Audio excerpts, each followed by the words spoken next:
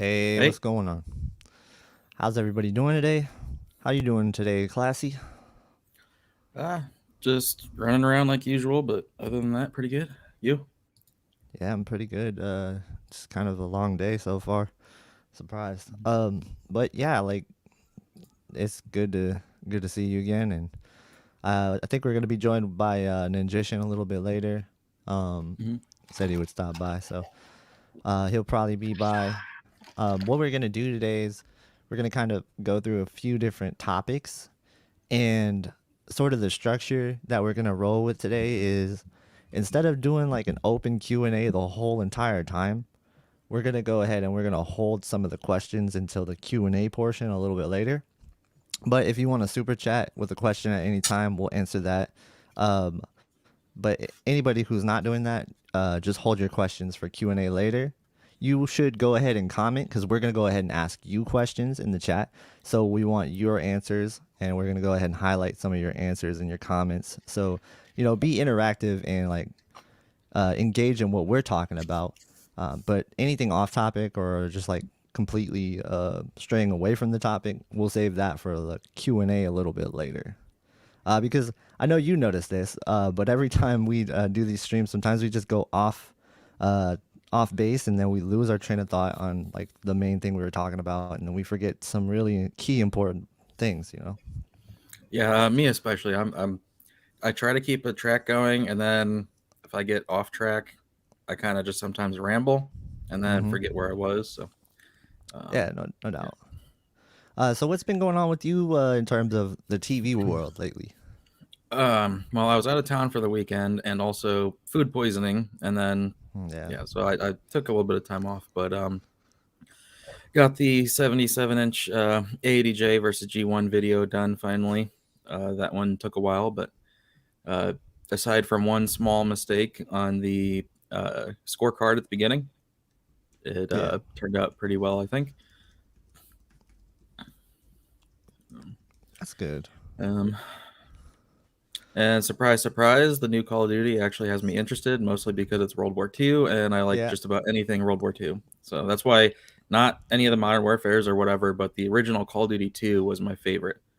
right. You didn't like So Black Ops at all?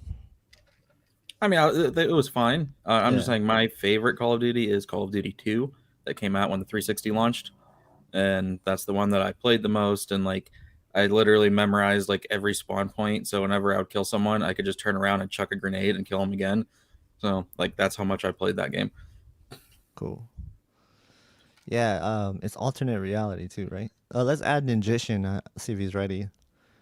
What's Yo, up? How's it Hey, going, Matt? it's good. Good. Heard you guys talking Call of Duty. Yeah, we're talking about Call of yep, Duty right now. yep, yeah, Vanguard. Vanguard. Yep, Yeah, I did the in-game event for that and watched the trailer. It looked pretty cool. Mhm. that's cool. Yeah, That in-game event was kind of meh. yeah. I didn't get to try it. Was it in Black Ops or was it in I Warzone? played it in Warzone. Okay, It's basically chasing down an armored train for like half an hour. I think the interesting. whichever one reset the season before that, the one where I think the bomb gets launched or something, that one was way more fun. Gotcha.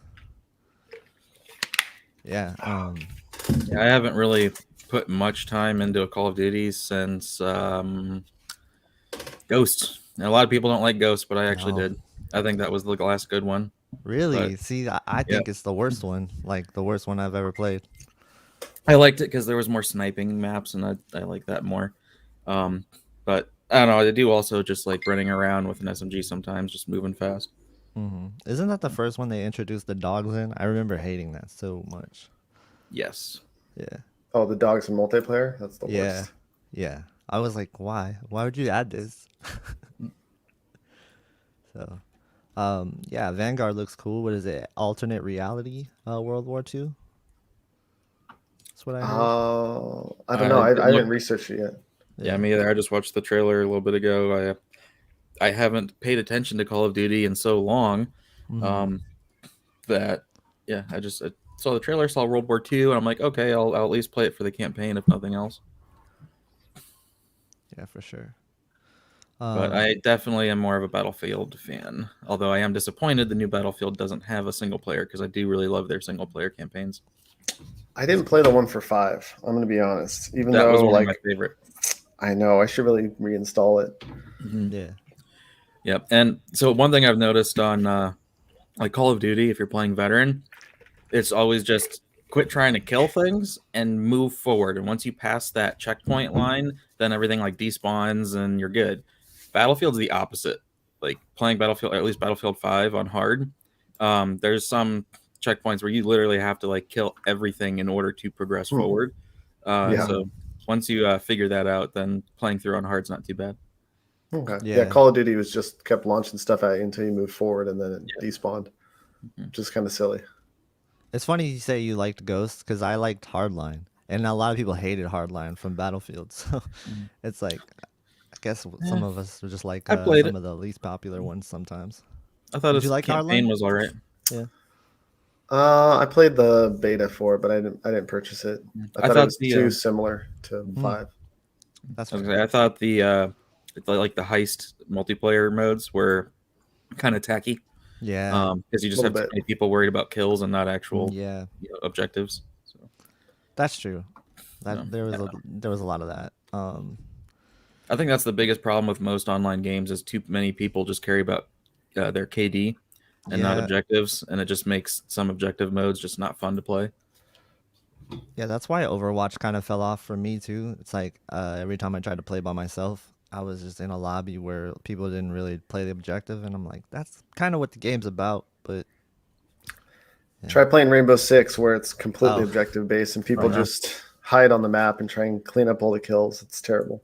Yeah. I was a big Siege player at the beginning, and then before they like added more characters and stuff, I quit, and then tried going back when they did that. It was like a short time event where it's like an alien invasion or whatever. Oh I played a little bit of that, and then tried the multiplayer, and then at this point, it's just too. The people who stuck with that game, just you don't have a chance to get back into it. So yeah. I will destroy newbies that come into the game. especially with so many characters to learn. Yeah, I had the nastiest ace the other day in that game. Just that game. If you know the maps, you can really mess somebody up. It's great. Nice. Yeah, I don't know why I never got into it. I was like a huge Counter-Strike player back in the day too. So seems like it would have been up my alley, but Yeah, it's Overwatch meets Counter-Strike. yeah. Yeah, now it's like just a lot of abilities and stuff, right? Oh yeah. yeah. Now I just have so much time into Destiny and know it like the back of my hand. I know every weapon archetype. You know, there are times to kill, how many headshots or body shots you need with every weapon. Like I just know that game inside and out. Did you see the title for next season for Destiny 2? Yep. I It's missed going to be that. called Season of the Redacted. And it leaked, and then they officially announced it because of the leak. Yeah, I saw that. Which I don't want to discuss spoilers, but I got tons of theories about that too. Yeah, and I watch a lot of Destiny YouTubers, but Asda Cross is my go-to every TWAB. Every Thursday, I go watch Asda Cross. Oh, that guy? Okay. Mm-hmm. Yeah, I just stick with Dado and guys like that. I mean, I like Dado, but Dado only does a video like every couple weeks now. I know. Or a month. He sat down and forced himself to read the notes for the TWAB, and it was hilarious. So, but the new weapon changes are a lot of them. A lot of people are upset about. Some of them I'm a little upset about, but overall, I think it's going to change things up a lot. I never even had the Anarchy weapon. I haven't yet either. So I don't really care about that. The Xenophage is the one that hurt me. Seeing the DPS go down on Xenophage, because that's like my go-to heavy. Yeah. All right, well, really it's FOMO. What's up, FOMO? Yeah, we stopped the FOMO in the house with the super chat. He said, "Hey guys, just wanted to give a big hello as I get ready to go to dinner. Well, have a great dinner, man. Enjoy your night." And then he also commented about his perfect TV. He said, "My perfect TV is OLED blacks with Z9J fake brightness of 6,000 nits on a 1% window." Yep. That's pretty funny. So, that would be quick TV. I made a crack on Spare Change's community post. I was like, it's over 9,000. And now I feel dumb because you know what it is. And it could be Kalman. It could be something else. If you do a meter profile, depending on how you do it, so if you make a meter profile on a TV where you try and match red and green and blue and then try and take measurements, sometimes that meter profile exacerbates the actual nit reading. So I think for a lot of guys, if you're going to put that meter on a TV to do nit readings, just run it in raw or generic, color matching function, because I did that too. And it was telling me my C1 was hitting like 975 nits, which it wasn't. So that could possibly be what caused that misread through Kalman. Well, D-Nice confirmed what it was on the forums. Mm-hmm. He was using his Spectro, and so it was Kalman converted it to like the light output rather than the nit or something like that. Basically, it just changed the way it reported the numbers, and so he took the measurements off the actual Spectro itself, which are accurate, and then gave those out. So, but as far as like using the profiled colorimeter, like that's what I do, because I've noticed if I don't profile the meter, my brightness reports are higher than with it unprofiled. It just depends. So without getting too technical, depending on how the state of the TV is done when you profile the meter, whether it's SDR, wide gamma, HDR, you need to be in that mode for all of your calibration purposes. Otherwise, it's going to throw it off. Okay. Yeah, for the profiling, what I've always done is set the TV to SDR 100 nits and then profile it like that. Yeah. You also want to throw the TV into the wide gamut mode. So that way, when you take the readings for red, green, blue, you get that higher saturation. It'll give you more accuracy for HDR stuff later down the road. Okay.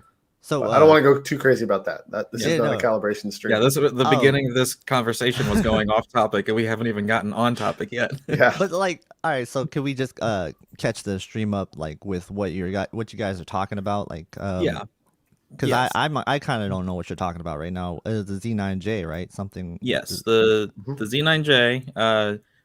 Dwayne was at Value Electronics, calibrating it and running measurements.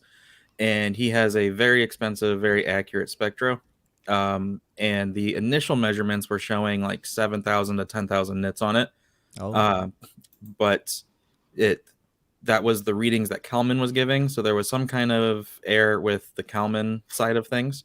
Not very rare to happen. And then he rechecked the numbers that are stored in the actual Spectro itself, and then gave those numbers out, and they're way less. It's around like 3,000 tops, under 3,000. Actually, some people are saying it's even not as bright as the Z8H, was it? So Z8H was very bright, but I mean, I haven't seen the Z9J in person. I'll probably, I don't know if Magnolia has it. I can just text my buddies down there and see if they have it in store, and I could take measurements on it. But I mean, he already has. It's not like my measurements can be any different. Yeah, and then someone else I saw with a decline meter also measured and was around 3,000 or so. And I think sounds about right. What sparked the go back and recheck kind of thing. What happened? Yeah. But what's sad about it is it's a software bug, which happens all the time. And I think D-Nice is going to end up getting some undeserved shit for it happening. We all do. I mean,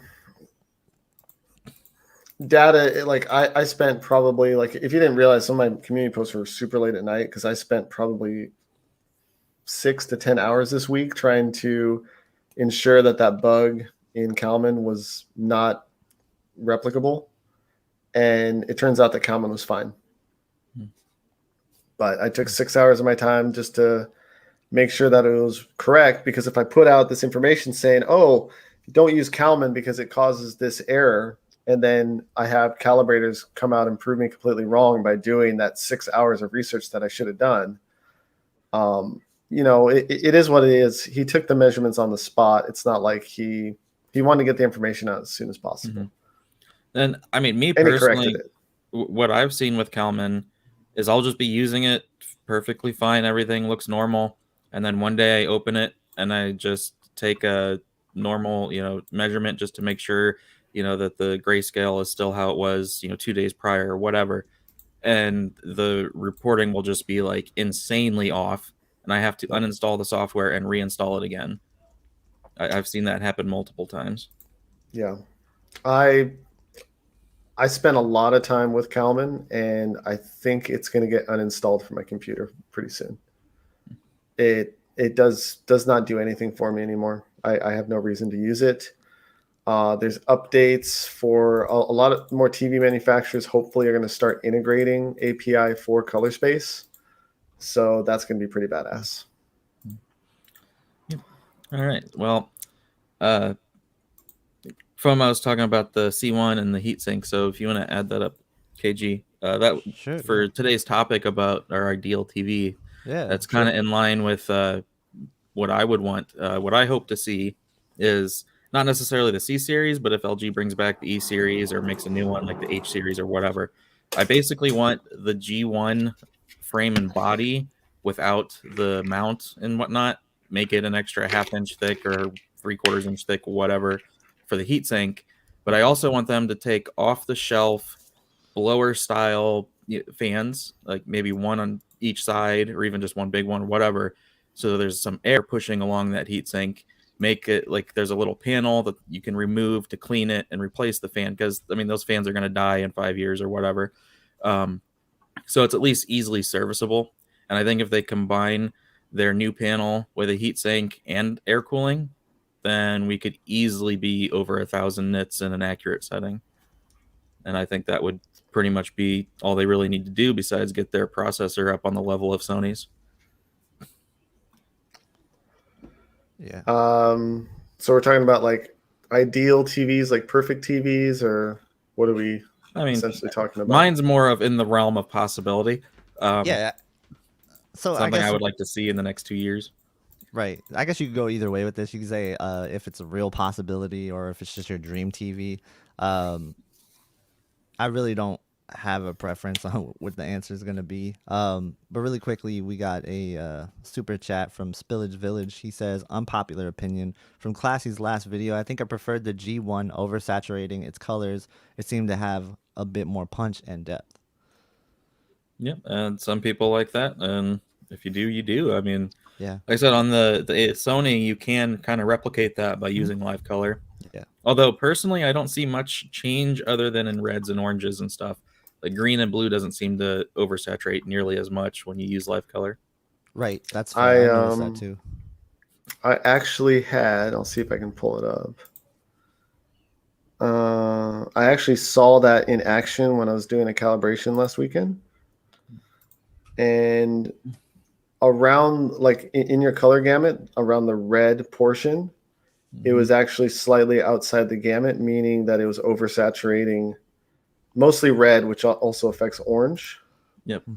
I don't know if you saw my video, but that's what I was saying. Yeah, anything orange red was oversaturated.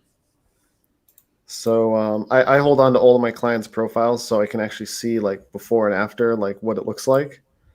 And that specifically reminded me of that, meaning it's outside of where it needs to be. So yeah, it was undersaturating green and it was oversaturating yellow and red, which gives you that orange look.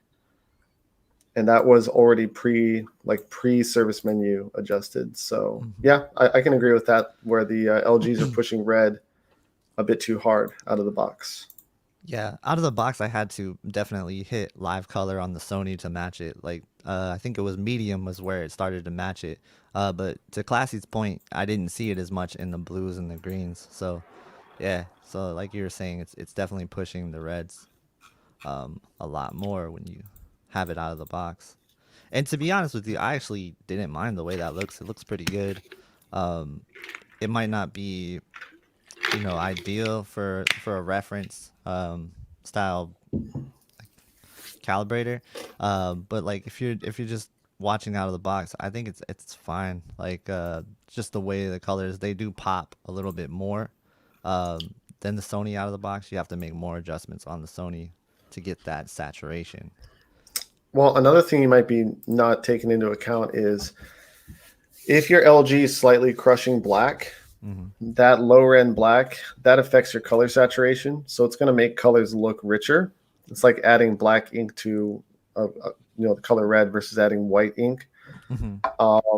So it's not just the color itself being more saturated. It's the fact that the LG has that dip in gamma, which makes it look a bit more punchy.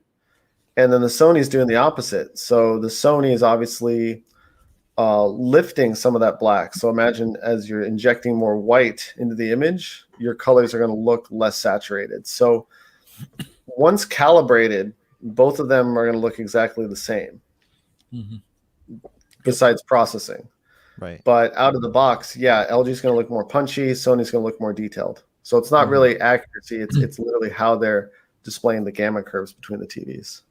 Okay, so you're basically saying it's like a perception of the way the colors are displayed because you're getting the deeper near blacks. Yeah, just if you have your TV and you have the option to switch between gamma spaces, throw up like your Nintendo Switch, boot up Super Mario Brothers, and switch between 2.2 gamma and 2.4. They're both accurate, but your colors perceptually are going to look richer in 2.4 because it's got a darker palette. Okay. Yep. Yeah, that makes sense. Yeah, that's one of the things that people like. I think you've even said yourself, KG, you like a little bit of that crushing in the black in some scenes because it gives a higher perceived contrast. Yeah. And that applies to the colors as well, because whenever you have a dark black, it doesn't matter if it's next to white or blue or red or green or whatever color or white is going to look more so because of that dark black behind it.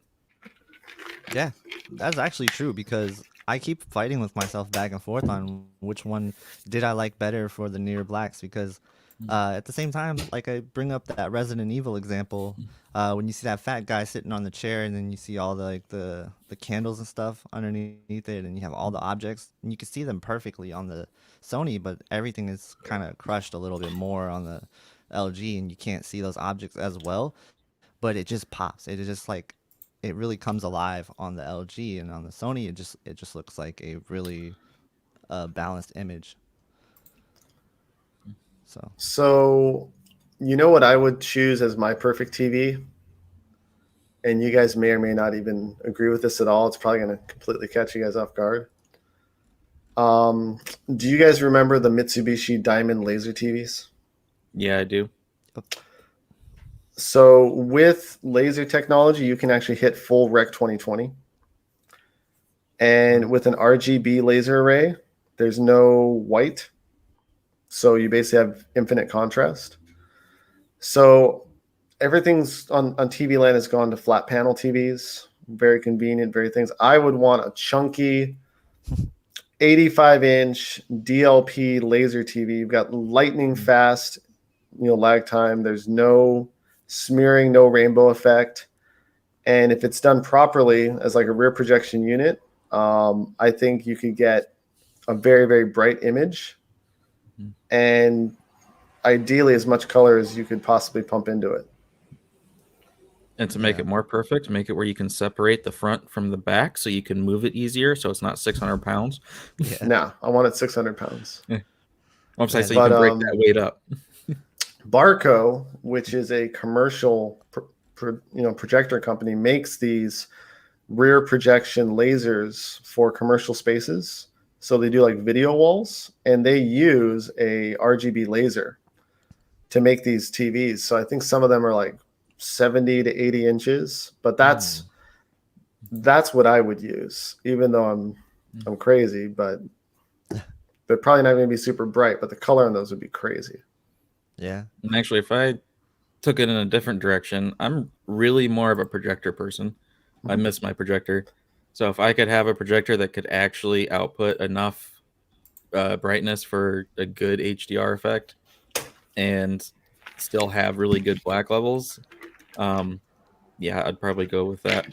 When I do move, that's what I'm planning on, is finding a house with a good room where I can have like a 135-inch screen, go have like a dedicated theater room. That's why I was asking Robert the other day about JVC if they have anything in the pipeline, and he said he signed a bunch of papers and can't say yet, but I think he said September 1st he's going to be screaming from the rooftop. So Nice. hopefully they get something good. The you just can't beat them for films, projectors. Yeah, I've actually never seen a projector other than like in a movie theater. Something I really want to man. get my hands on is to see like a home And theater projector. I cannot emphasize enough how much of a difference there is from your $800 to $1,500 projectors to your $3,000 or $5,000 projectors. Like, you think there's a difference in TVs going up in price? The difference in projectors is insane when you go up on the high end. And then 5,000 is honestly where I'd kind of start for projectors. Wow. 20,000 is where you're starting to get into something that's serious. That does sound serious. No, I'm just being legitimate with you. Like, you have to realize that to get that much light across the room and still be as bright, it's like if you're ever taking a flashlight, take a flashlight and put it right up against the wall, like 7 inches from the wall in a dark room, and then bring it just 16 feet back and realize how much dimmer. It's incredible how much power you need to get a bright image out of a projector. Okay. So would it be lumens that you're looking for a projector? That's Yeah, what I you mean, want to look at. Lumens, but there's a lot more that goes into it than just lumens. There's also light control, iris control, contrast. Sammy is a projector fiend. I think he's going to be doing a lot more work with projectors. So you'll probably see like more information coming out of him on a lot of the nicer projectors. Yeah, I'm trying to remember. I think he's got a JVC NX9. Let me see if I can find what I had before. All right. While you're looking for that, we do have a super chat from Samuel Galindo. Thank you for the super chat. He said QN98 with Dolby Vision support and 4 HDMI 2.1 ports. I think that's his ideal TV.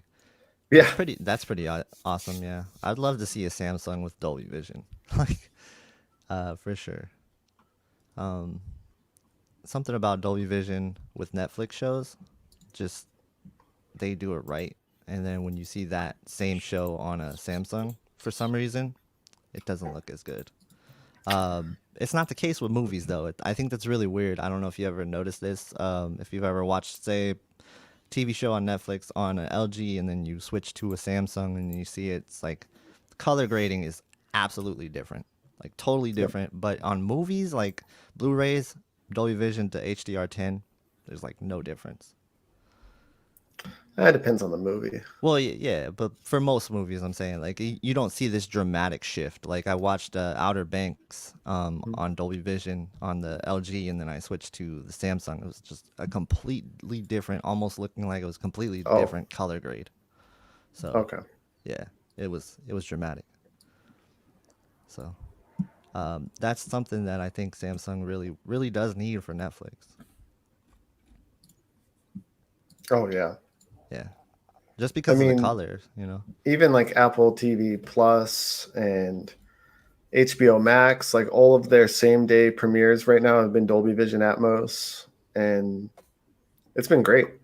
We're gonna be watching. There's a new movie that came out called Reminiscence with Hugh Jackman, so we're gonna be watching that tonight on HBO. I'm looking forward to seeing that too. It looks good. We're a big fan of Westworld, and one of the producers, I guess, wasn't heavily involved, so it's probably right up our alley. I was a huge fan of the first season. Second season started to dip. The third season, I don't know what the hell that was. Let's not get into Westworld. I could sit here for 45 minutes and talk about it, but yeah, that's fair. Let's just agree that Westworld is trying to get more and more meta to the point where like where the box where Westworld is, they're like completely outside of it, looking at the box. And I really don't think that they do a very good job explaining of what they're trying to do. So you have to like have your own interpretation of it. So it's kind of weird. Yeah. All right. So this is the projector that, at least I'm pretty sure it was this line. At least I forget if the exact model number, because I want to say it was 2015. I had that with a room that was treated all black, and a Derby, and that Derby actually really worked well with that. Oh wow. So I would say around $5,000. You know, screen, room treatments, projector, like all of it together, you can have something pretty nice. Definitely around 10 to have that real difference. Nice.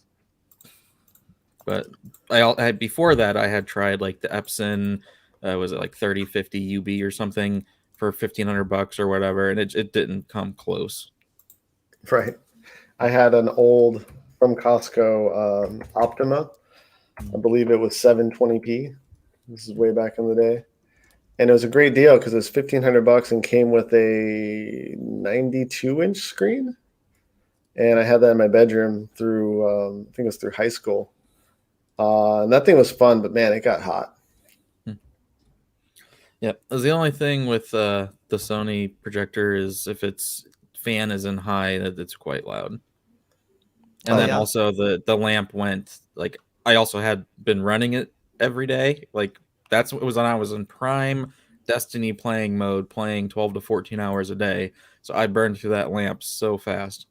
I was gonna ask how is gaming on a projector? As long as it has a game mode with reasonable input lag, I like it. What was cool is I had 120-inch screen, so playing Halo with friends, split screen, each screen was 60 inches. Yeah, we used to play Smash on that screen. It was rad.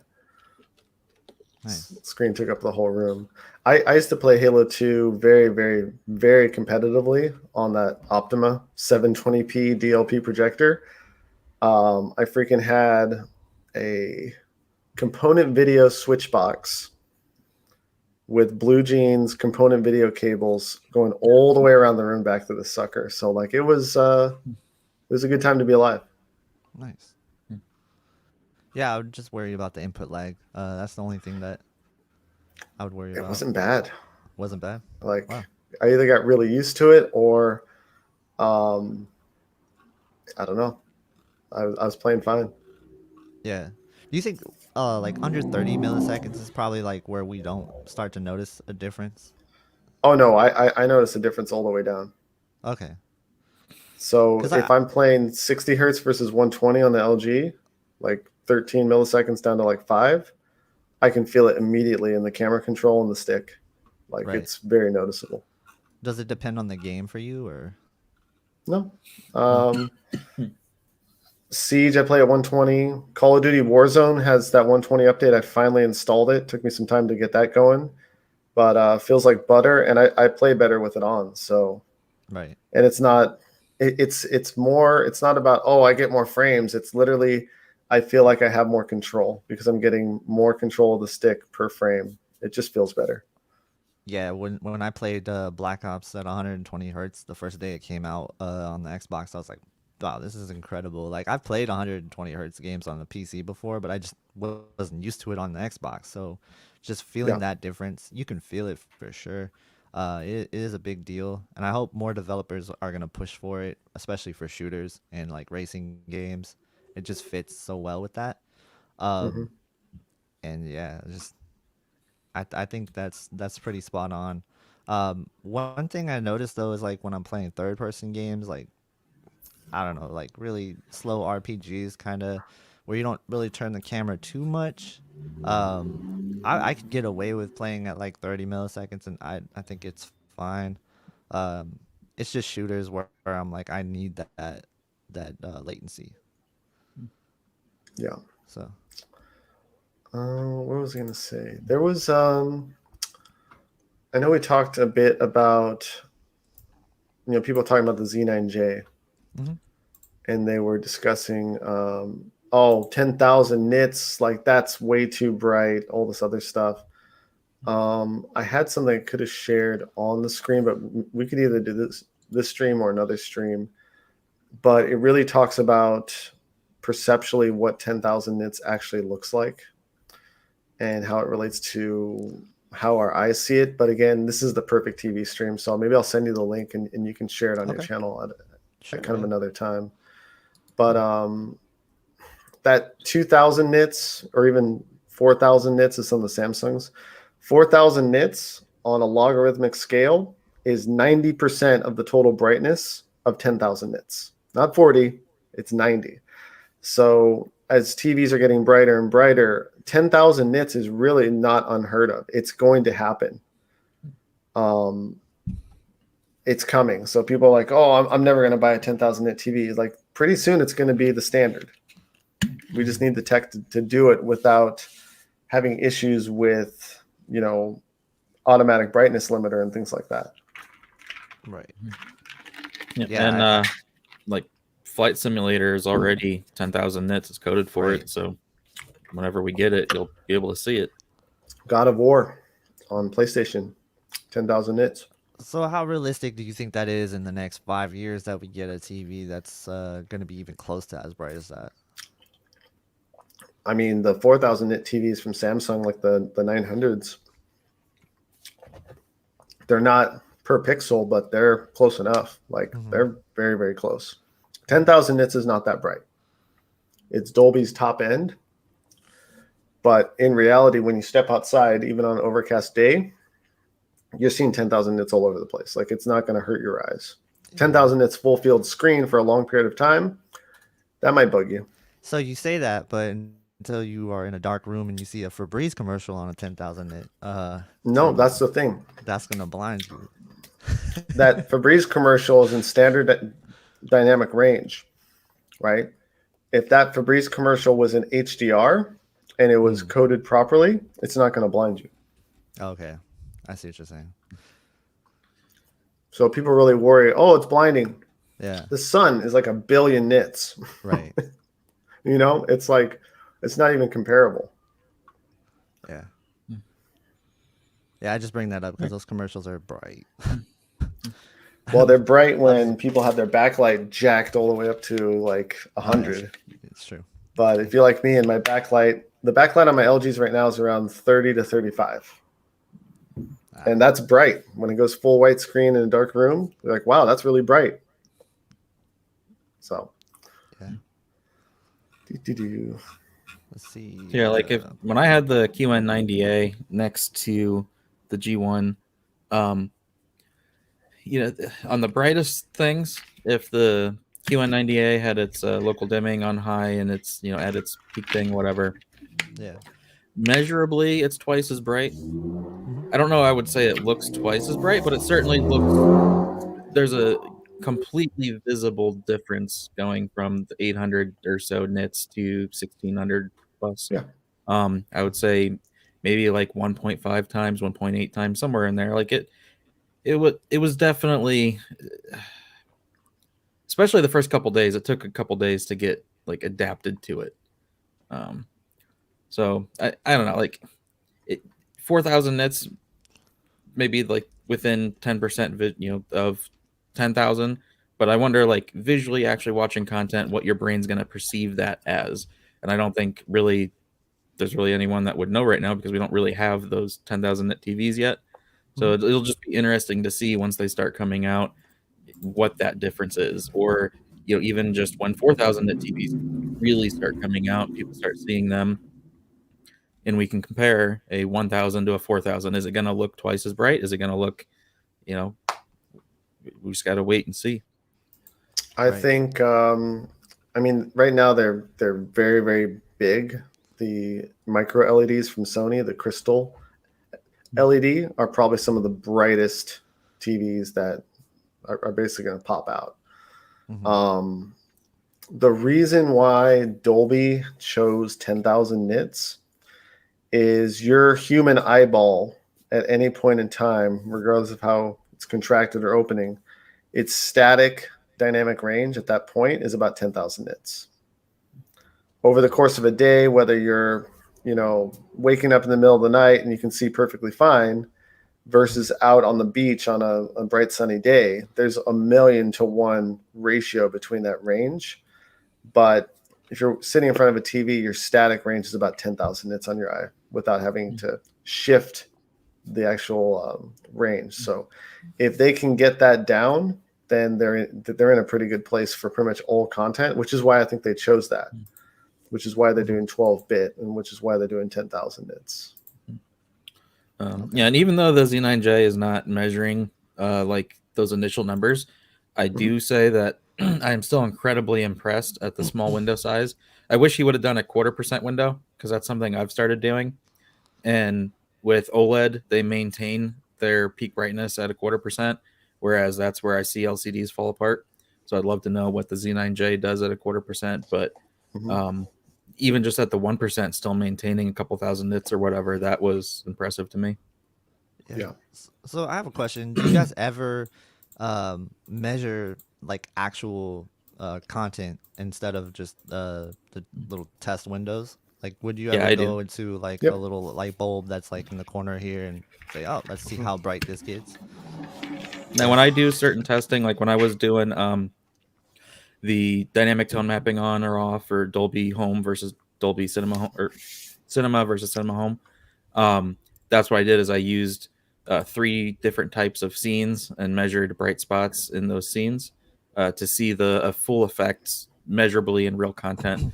And I actually have some ideas for patterns that could be made that would be more representative of real content. And at the shootout, Stacey Spears is going to be there, so if I get a chance to talk to him, I'm going to talk to him about that and see if they have any new patterns similar to what I'm thinking with the new Spears and Munzel disc that's coming out.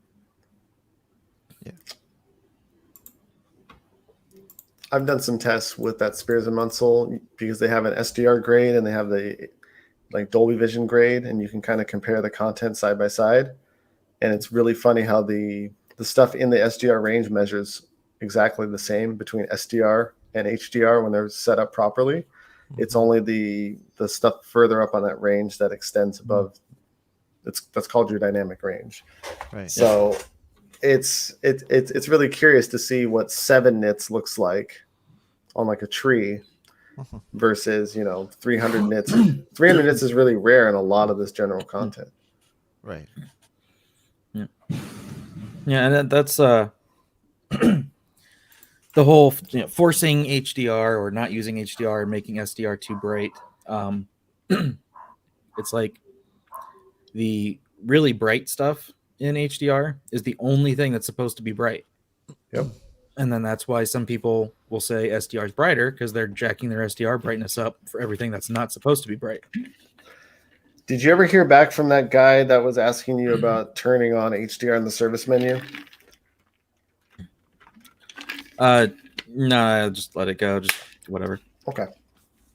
Yeah. Alright. Oh, really quickly, we got a super chat from Ahmed. Thank you for the super chat. He said, "My perfect TV is a Samsung OLED RGB 1000 nits real scene brightness and 500 nits full screen with Dolby Vision." That was pretty awesome. That would maybe that's what's coming from Samsung, huh? Maybe that's what they're working on. Since they did claim that it can get to 1000 nits, but I doubt it would be real scene brightness, right? That would be well, see, I don't understand what real scene even means, because really you have 2 things for brightness. You have your highlights, that's the explosions or the sun or whatever, that's supposed to be as bright as whatever it says it's supposed to be. And then you have your average picture level of everything else that is always going to be in that SDR range. I mean, you don't want someone walking down the street in a scene wearing a blue sweater. You don't want that blue sweater to be 300 nits. So I don't really know what real scene actually means. That's unless a good you're point. Yeah. Yeah, like what is real scene brightness even classified as? Do you have any input on this, Matt? So it's like your midtones. So a lot of your HDR grading is going to have a max, which is like your maximum bright pixel on the image, and it's going to have an average. So the average APL for all of the content, which is typically about 400 nits. Most is graded to about 400. So that's your average picture level as you're watching the full program in HDR. So the light that's on the screen. So what he's stating is a lot of the OLEDs can't, supply an average pixel level of above maybe 160, 180 nits on some of the nicer ones. So being able to sustain 500 nits, especially for sports and like gaming, you're definitely going to be able to see the difference with something like that. Okay. Yeah, because I was wondering because I think Ratings has the QN90A at a real scene brightness of like 1600 nits, and I'm like, that's really crazy. Um, like, what are they measuring that by, and like, how are they determining that? So because each scene is different, right? So how do you call something a real scene? And then the way you explained it was really good, though. That helps me understand it a little bit more. Yeah. So thanks I have for that. Go for it. Rock. I have no idea who you're talking about, so no. Um, but I mean, if you're gonna say HDR doesn't go down to 0 black, like, yeah. Anyway, So, oh, as Brad Smith actually has a super chat here for $2. He says, "Are you guys gonna help him get to 900 nits on the G1 when he gets it?" Sure. I measured the one that I calibrated. I think peak was like 925, but when we did game mode was 890. Ooh, That was pretty that's not nice. that's nice. That was a 77 G1. Man, you guys are yeah, mine making me didn't want a go that high. G1. Mine was like 830-ish or whatever. So, but to me, the G1 and the A80J are essentially tied for brightness. The only real difference is when the processor is like on the Sony is saying, okay, this reflection on this eyeball should be brighter, and it pushes more energy to it, whereas LG doesn't do that. And then also after using the service menu adjustment on the Sony, the full screen brightness was higher, but other than that, they're pretty much the same. Although I do want to talk a minute about the A80J and just like, Oh, yeah, so sure. we all know that the gaming side, no VRR, no Dolby Vision game mode, all that stuff, like that's all been discussed many times. But the biggest issue for me is the dimming. Like even in HDR gaming and Destiny, it does dim, and it may be hard to see because again, the way HDR works is the majority of it is in an SDR range. So you're seeing from 0 to let's say 150 nits or whatever for the majority of the image. But then you have the bright highlight that's say 600, 700 nits. The TV detects that. And in Destiny, the HUD, when you have your super and it's that bright yellow bar, the TV is detecting that. And so it's going to start dimming the screen. And so when the rest of the image is getting dimmer, if it's only at 150 nits or whatever, it's going to be hard to see that it's dimming, but it is. And then when you switch input and switch back and everything brightens back up, then you see it and notice it. So that's like a major thing that without the ability to disable dimming on the Sony, that's anyone who's going to be sensitive to seeing it wouldn't want a game on it. That combined with the image retention. So again, in Destiny, if I change stuff on my character in that menu and then I unpause, go back into the game, those icons from being in that menu are going to be on the screen for like 10 to 15 seconds. And then the third problem is the color banding in the skies. Even at 60 hertz, it's there. You can use smooth gradation at like medium, and then it's pretty much fine at 60. But at 120, I mean, if you put it high, playing Destiny just at the tower, looking up at the Traveler and the sky around it, it just looks like a water painting that's crawling. And there's nothing you can do about it. Wow. So I'm going to share my screen real quick. Okay. I just want to show you guys something in chat. And I linked to it. This page, which is kind of an article from Light Illusion, this basically kind of goes over what he's talking about. In terms of the same image, the way that it's graded, you're literally going to see them follow that exact same path in terms of brightness. You know, the range of the image where you'll see your SDR drop off here. This is where the meat of the image is, this section right here. So between your, let's call it 10 to 100 nits, all of your content like HDR, SDR, all of that is going to fall within this range no matter what. Now your SDR is going to drop off around here. 100 nits. When it's converted to HDR, it's 203 nits. But then all of your highlight detail is this range right here from HDR. So the majority of your content is here, right? this is where your peak highlights and all your extra detail is going to be through, HDR, which is higher dynamic range. So there's no, like, they follow the same exact trajectory, exact same path is basically what I'm getting at. Oh, okay. Yeah. Back to the point you were making that I didn't really even think about. When you were talking about Destiny and the image retention, like when you pause it and you look at your items, and those items, they have those big color blocks like on Destiny. Yep. That is definitely gonna maybe be a problem for some people that I haven't even really considered as a real world example. And that's actually a perfectly good point. Did you find that to bother you a lot lately with that? It's not so much that it bothers me a lot. It's just that I'm seeing it Hmm. and I'm seeing it consistently, and I don't like distractions. And like I've Yeah. said before, I'm not the majority at all. I'm a small case. I used to play games a ton, like 14 hours a day. Now I'm lucky if I get 5 hours a week. The same thing with watching stuff. I only get maybe an hour at night or whatever before bed, and it's like to a lot of people, if you're not spending a lot of time, why spend a lot of money on your entertainment or whatever? To me, it's the opposite. If I only have a little bit of time, I want the absolute best experience that I can have to enjoy that little bit of time. So that's why I went to TV route. So I still probably will end up getting a G1 to game on. I'm thinking 65-inch for the bedroom instead of doing the whole monitor thing at 48-inch, just because where this is, it won't look right in the room. It's too crowded and whatever. But I'm also possibly considering holding out 6 months for next year's LGs to see if they do have a heatsink, because then I'd kind of kick myself and have to go through selling the G1 to get one with a heatsink. I imagine they will, on their upper models. I noticed the reason I turn off logo dimming, and I noticed this in Battlefield way back in the day, is the scoreboards that are up near the top of the screen. Logo dimming is not that smart.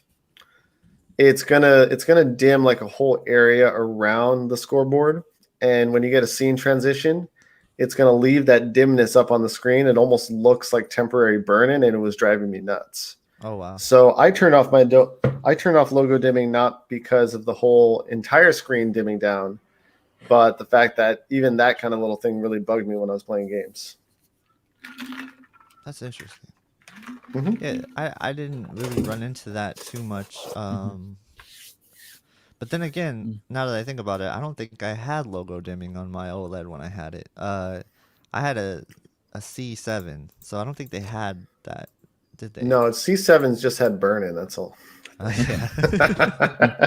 I actually never got burn-in other than like a YouTube logo. Yeah, I know. But that was before they started really shifting the pixel structure and putting in a lot of the not the compensation cycles, but more of the anti-burn-in measures. So right, that's those ones were pretty notorious for getting burn-in. Yeah, when people ask me like, should I be worried about gaming on an OLED with burn-in, and I'm like, nah. Actually, No. I gamed a ton on that C7, and I never got burn-in because of a UI or a game, and I played a ton of like static element UI games, and I even ran my PC through it, played some World of Warcraft for a little bit on it. So it's like, if that didn't burn in, I don't think you guys have to be worried about any of that stuff. So being super honest with the chat, I've actually gone full time like calibration as of right now because I've just been swamped. And outside of that, I'm just at home usually playing games. So like, nice. I'm amazed at this. In fact, I'll go a step beyond that. If you guys knew how much hours and times I put onto these TVs, putting patch sets and colors and bright squares right in the middle of the screen, if anything, that central 10% part of my OLED should be dimmer than the whole rest of the TV. It's not. So yeah, I have no worries about burn-in. I tell anyone that worries about burn-in, I'm like, you're going to buy a new TV before you see any burn-in. Yeah, pretty much. I think that's fair. David Whelan, don't worry about it. Like, again, I'm a very unique case. It took me going C1 A80J, G1 A80J, having them side by side to really pay attention to this stuff.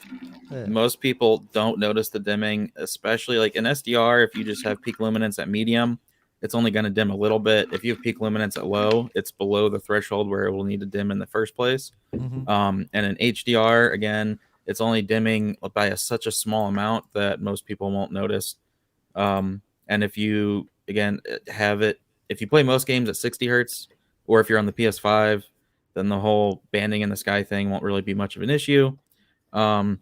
It's just for like, if someone is at a gamer level that they like really want VRR, they can tell the difference with VRR. These other things that the Sony doesn't do right are going to bother them more so than not having VRR. So it doesn't matter if the Sony gets VRR to those people. But to most people with a PS5, just casually gaming, whatever, it's fine. Yeah, would you say that you're sensitive to the dimming on the A80J? You're like more sensitive than me personally, yeah, because Yeah. I'm specifically looking for it now. Right. Like that's my problem.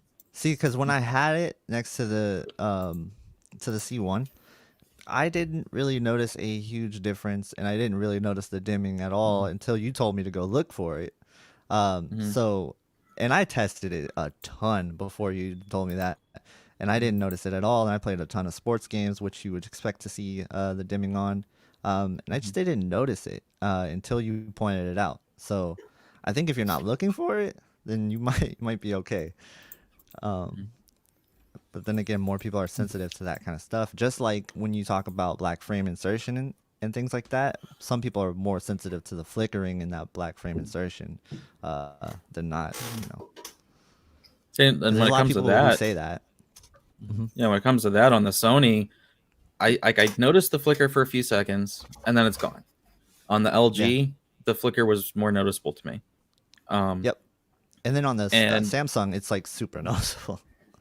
Yeah. Yeah. But I think that may have to do just with the response time of the pixels. Yeah. So, Yeah, I was really impressed with the LG's black frame insertion. And Yeah, black frame insertion. It's really good. The new C1 has even an offset. So if you run DFI on like 60 hertz stuff, it doesn't crush the image anymore. So it keeps the same brightness, same black level. It's compensating for it. So like depending on what game I'm playing, if it runs at 60 frames, it's like on the Switch. Take like Ori and the Will of the Wisp. I run black frame on that. It's fantastic. And it's higher input lag. It's about 20 milliseconds, but it's worth it. That's how I feel about Game Motion Plus. It's like it's a little bit higher input lag, but it's totally worth it for me. So yeah, I love both black frame insertion, Game Motion Plus, like all that stuff. And that brings me to my like next point, and I gotta find it. I have it on here somewhere. Okay, so here it is. As a gamer, what feature do you wish TV makers would add? Ooh, it's a good one. Well, first I do want to go a little off topic. I know you were thinking about the G9. Did you see don't get the G9? Oh, It's got problems with HDR. I heard that too. I don't know exactly what it is though.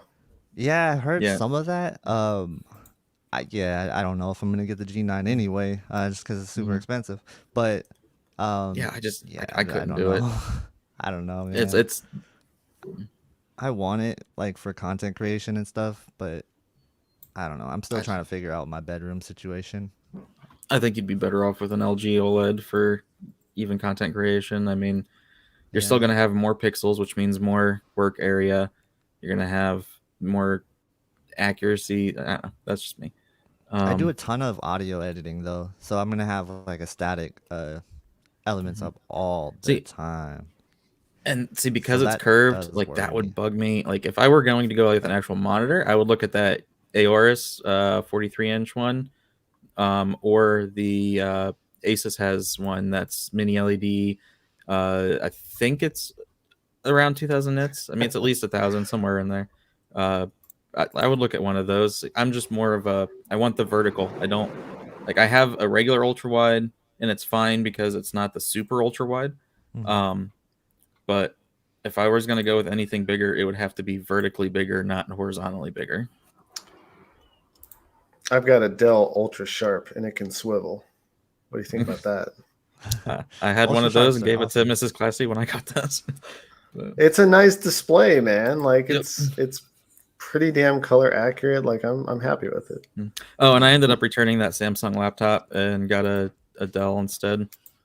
Was that the one we were talking about where you're trying Yeah. to get the graphics drivers or whatever to work? Or No, I was just telling you it was a 600 nit oh QLED display on a laptop, but yeah. for the price that I paid, and then the Dell's basically the same thing, but with an even better processor for almost $300 less. So I just like, I'm just gonna do that. I'm only gonna use it for calibration. So Yeah. Nice. I bought at Costco a Lenovo, and it's been working great. Sweet. So, as a gamer, what is a feature you wish TV makers would add?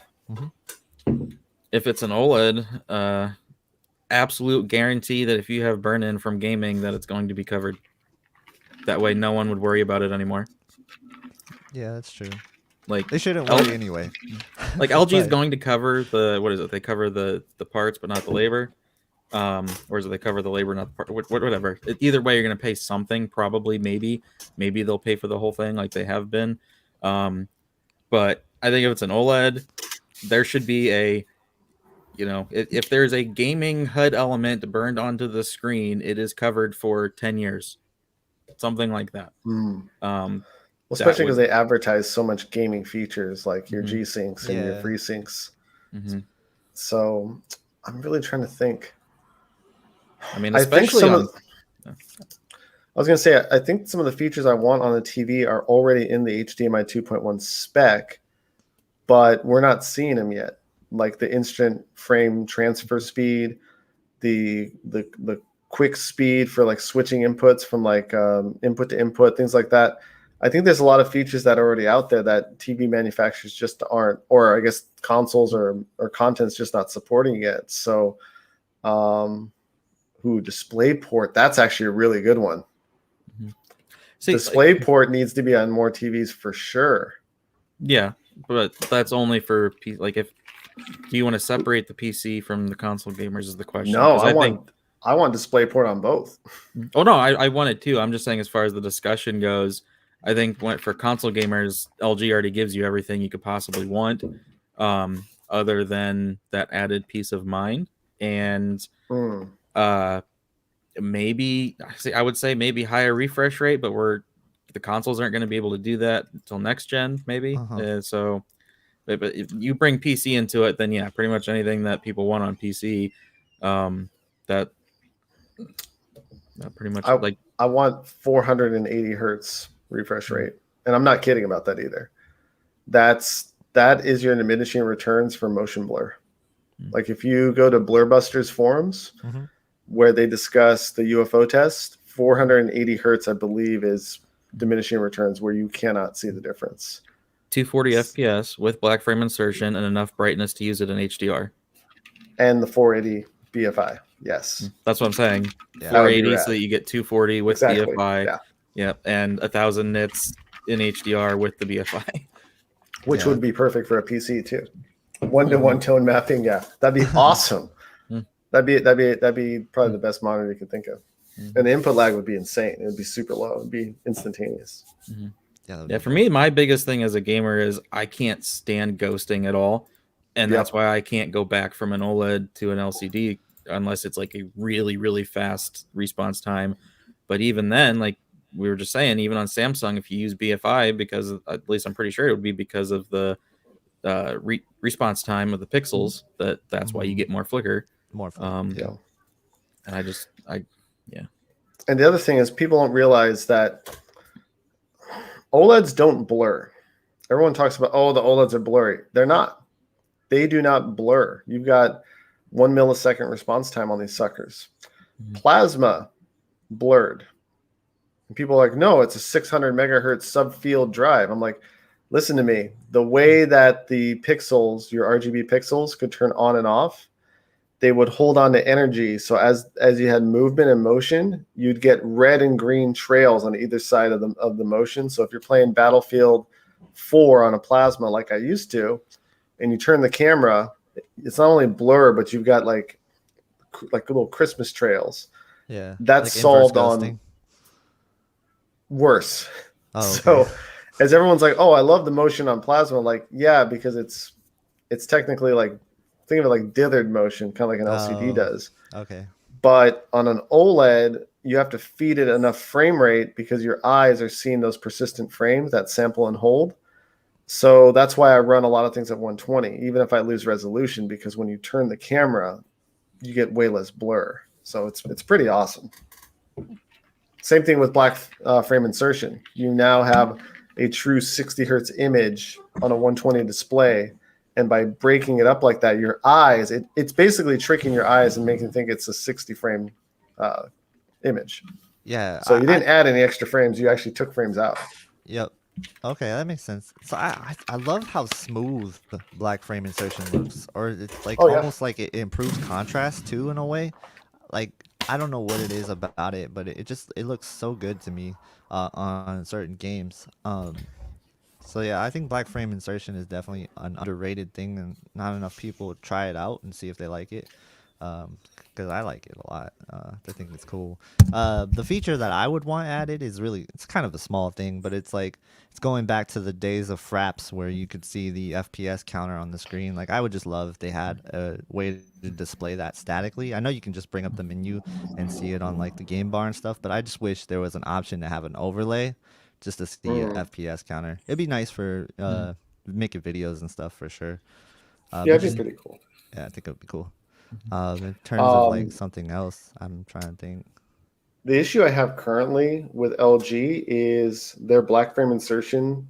They have an auto setting. Worthless. It's worthless. Yeah. If it's going to be auto, it should be adjusting to the actual frame rate on the screen. For instance, for 24 hertz content, it should be one setting. For 60 hertz, it should be set to high, like 60 hertz BFI. When you see the LG running 120 frames per second with 120 hertz BFI, it's fantastic. Mm-hmm. But yeah, auto is garbage. It does not give you what you need, especially in 60 hertz content. Yeah. So I kind of wish they would get rid of that and just have a BFI on or off and do it the proper way depending on the frame rate. Like I would take a 48 hertz mode on my LG for watching movies, like 24 frame content, because that's what they do in the theaters. Mm-hmm. They run a black frame with 24p and it looks fantastic. Yeah, it does look good. He said I've that been auto using causes flicker gamma shift. You notice that? I don't use it, so no, I've never noticed it. Yeah, on the Sony, I use BFI even just watching SDR TV. Cool. And as far as motion, so in my comparison between the two, I gave the Sony a notch higher on the motion score, just because it's the first TV that I've ever seen that I can have the smoothness turned up to 1 and not see soap opera effect the majority of the time. Whereas even on the LG, if D-jutters on 1, I see soap opera. So that's so the LG gives you more controls, but I think Sony's 1 is a less aggressive 1 than LG. I was playing with that cinematic motion and I decided finally to turn it off. I was watching the intro to a movie and the soap opera definitely stuck out. So I was like, I'm over it. Yeah, I tried cinematic motion until I saw a car driving in a scene and I'm like, nope. Yeah. Any kind of fast moving object, nope, I can't do it. Yeah. Yeah. So it brings me to my next point, I guess, is do you guys change settings on a game by game basis? Nope. No. I like to find the set it and forget it settings. That's why instead of having a dark room and a bright room mode for SDR, I just found that spot where it's not too bright at night and it's not too dark during the day, and that's what I use. And then HDR is HDR. Like there shouldn't be a bright and dark room HDR setting, in my opinion. You just set it accurately and have HDR get as bright as it's supposed to get. Cool. Yeah, no, I tend to. Oh, sorry. I tend to do some adjustments when it's a cell shaded game or a cartoon game. I tend to put on contrast enhancer on high for those games. I don't know why. I just love to blow those those games out, and just make them look as bright as possible. So that's just a preference thing that I do. Um, so yeah, cartoon games, I definitely try to crank them up for some reason. I don't know why. That's cool. Yeah. I made a recent video with a lot of swearing, and I basically told people, it's your TV. You can do whatever you want. Right. You know? Yeah. That's So like, exactly. you don't have to take my recommendations on anything at all. I go back and forth with experimenting with creating brighter SDR settings, and they look fantastic during the day, but then at night, it's too much. Yeah. So the human experience, whether it's audio or video, it's all in your head. Like, you're not a meter. You're not Right. going to say that's got too many nits. You know, if it looks good, it looks good. I'm more about make sure the color accuracy looks good, your color palette looks good. And then, you know what? If you want to mess with the brightness, mess with the brightness. You want to jack the color up, jack the color up. It's fine. You're not going to break my heart. Do you think it takes time to adjust to some of those more reference settings? Like, for example, like I used to use cool all the time, and I don't know why, because I like looking back, I hate cool right now. Like I can't use it at all. Like I have to use the warmest setting. But I Yeah. wasn't always like that, and I had to adjust. And then once my eyes kind of adjusted, I realized that was a more realistic color that I was Well, getting. we live in a cool world. Right. Like your laptop's probably too cool. Your phone, unless you have it in like the cinema or natural mode, is too cool.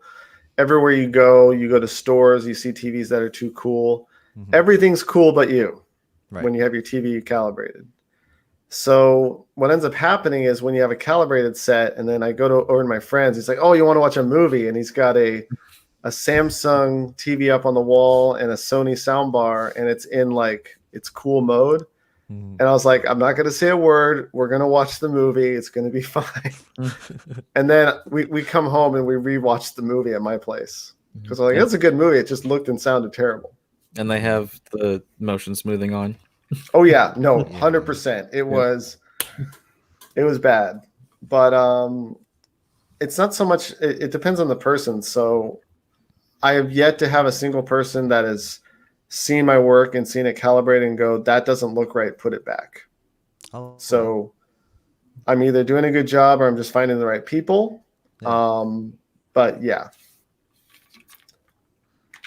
Yeah, that's a great point. Like, yeah, we definitely live in a like a cool world where you're like everything you look at is got a cool color temperature to it, and it's just everything is calibrated that way, right? Like, Well, or not calibrated that way, but like set that way. It's just what it is. Because it makes it look brighter. LG and Sony are doing the same thing. So they're injecting blue into their panels because our eyes can't pick it up as easily, but they're making their panels a lot cooler out of the box. So they're not even as accurate as they used to be. So like everything's turning just cool. Yeah, I was and humans mention are that. creatures of habit. So if you grew up without control of the TV, not knowing all this stuff, and it's just out of the box, your parents set it up, you just get used to it. And then it takes that change, that adjustment period to get used to something else, even if it is more correct. That makes sense. I love how Brad Smith just asked if I've ever seen Cool World, because that's literally what I was thinking of while I was saying that. Yeah, that's a good movie. It's got Brad Pitt and Kim Basinger. Oh man. So, Either of you do VR? VR? Like I have a Quest 2. I bought it months ago for Mrs. Classy. I have yet to put it on my head. I've got a Quest 2, but I don't play games on it. I've tried VR. I'm not gonna touch that.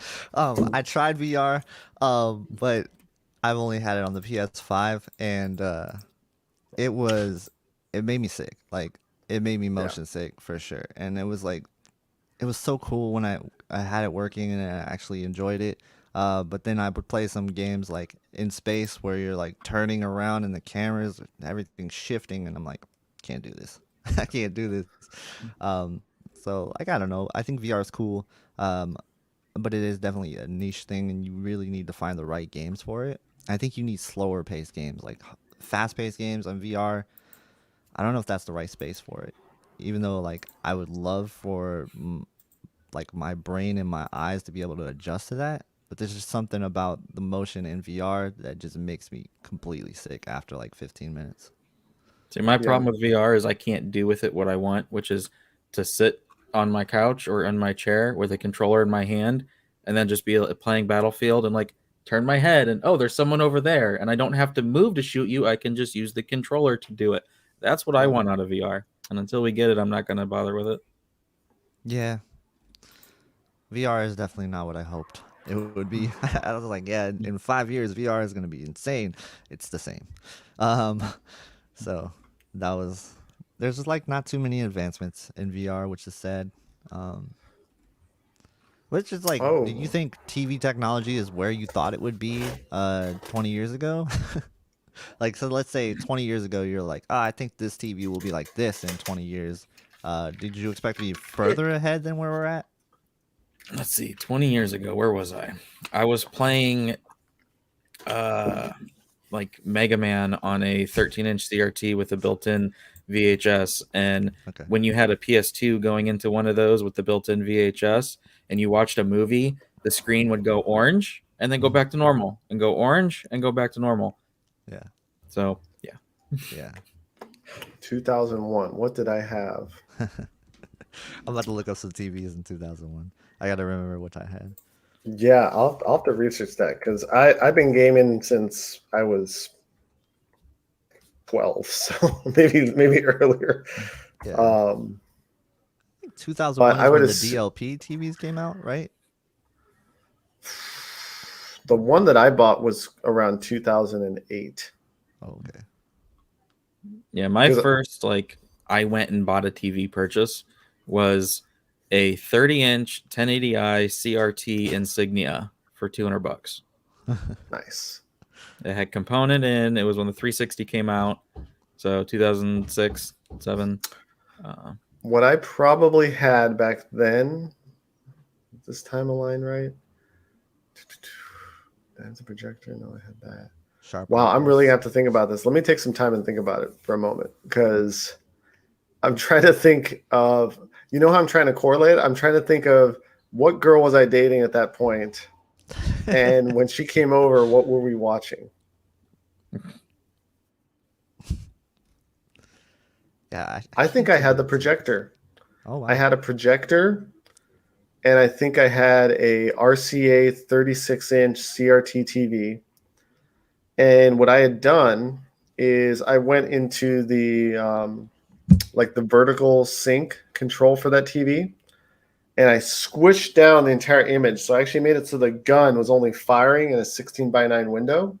So I've essentially created my own 16:9 CRT back then. And then when you played games or played movies, you would just tell it that you had a 16:9 TV, and it would look perfect because you got more brightness, more resolution, everything. It was equivalent to like a 30 something inch TV. I had that, and I had a projector screen that came down in front of it. That's cool. Yeah. TV technology kind of went through some interesting changes over the years. Did you guys ever see or remember that 21:9 TV phase that they had going there for a while? It was like they had these TVs that were in 21:9 so you could watch the movies without the bars. Yeah. I think they were around for maybe a year or two. But I was really hoping they would bring those back, honestly. I think it was what was the company? They made like a 38-inch widescreen CRT.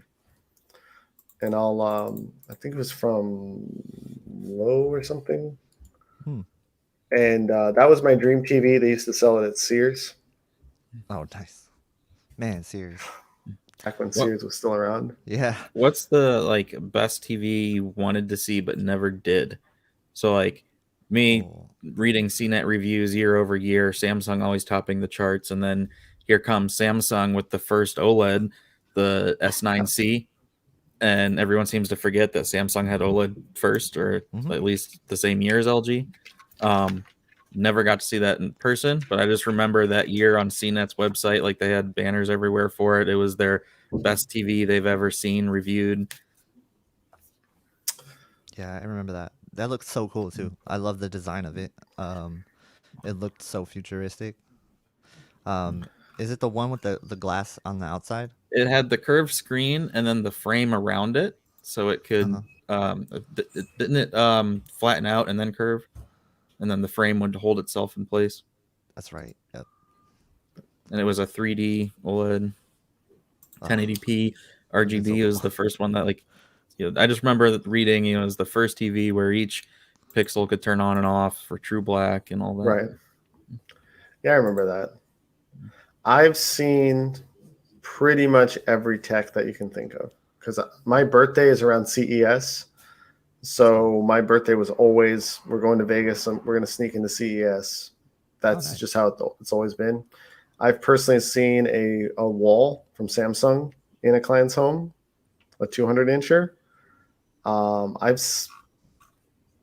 don't think there's any TV tech that I would be like, oh man, I'd love to see that. I think maybe in a private home, I'd love to see like a really high end projector setup in like a proper space. I have not seen something like that. Evan G, the touch of red TVs. Yes, I had one of those. It was my first, like, I had a couple of LCDs before that, but that was the first, like, I'm spending a little more money. I'm going up to 46 inches for the first time, which back then they said 46 inches where you're going to experience the movie, not just watch it. And that's what it was. It was one of those very early Samsung LCDs. Yep. Wow. That's pretty funny. And then I got my grandparents in New York to buy that in 40-inch, and it is still to this day their kitchen TV that angles into the sunroom, and they just watch news and sports on it. Huh. That's freaking hilarious. TC says, did you ever watch a 100% BT 2020 projector? So I mean, it's one thing to actually see like a laser projector. It's another thing to have the content that would be able to be displayed on it. So you can get a BT 2020 laser projector, but unless it can supply the amount of brightness you need for full BT 2020, it's going to look really good. It's going to be able to cover full DCI-P3, which is essentially what all movies are going to be at right now anyways. Mm-hmm. And Sammy right now is saying, come to Colorado so we can get the guy with the new JVC and the Rebel salons. So yeah, I mean, it's all about how it's set up too. Wow. So to answer the question, no. Yeah. Sammy, are you talking new JVC as in the one that Robert signed the NDA and can't talk about until September? Let's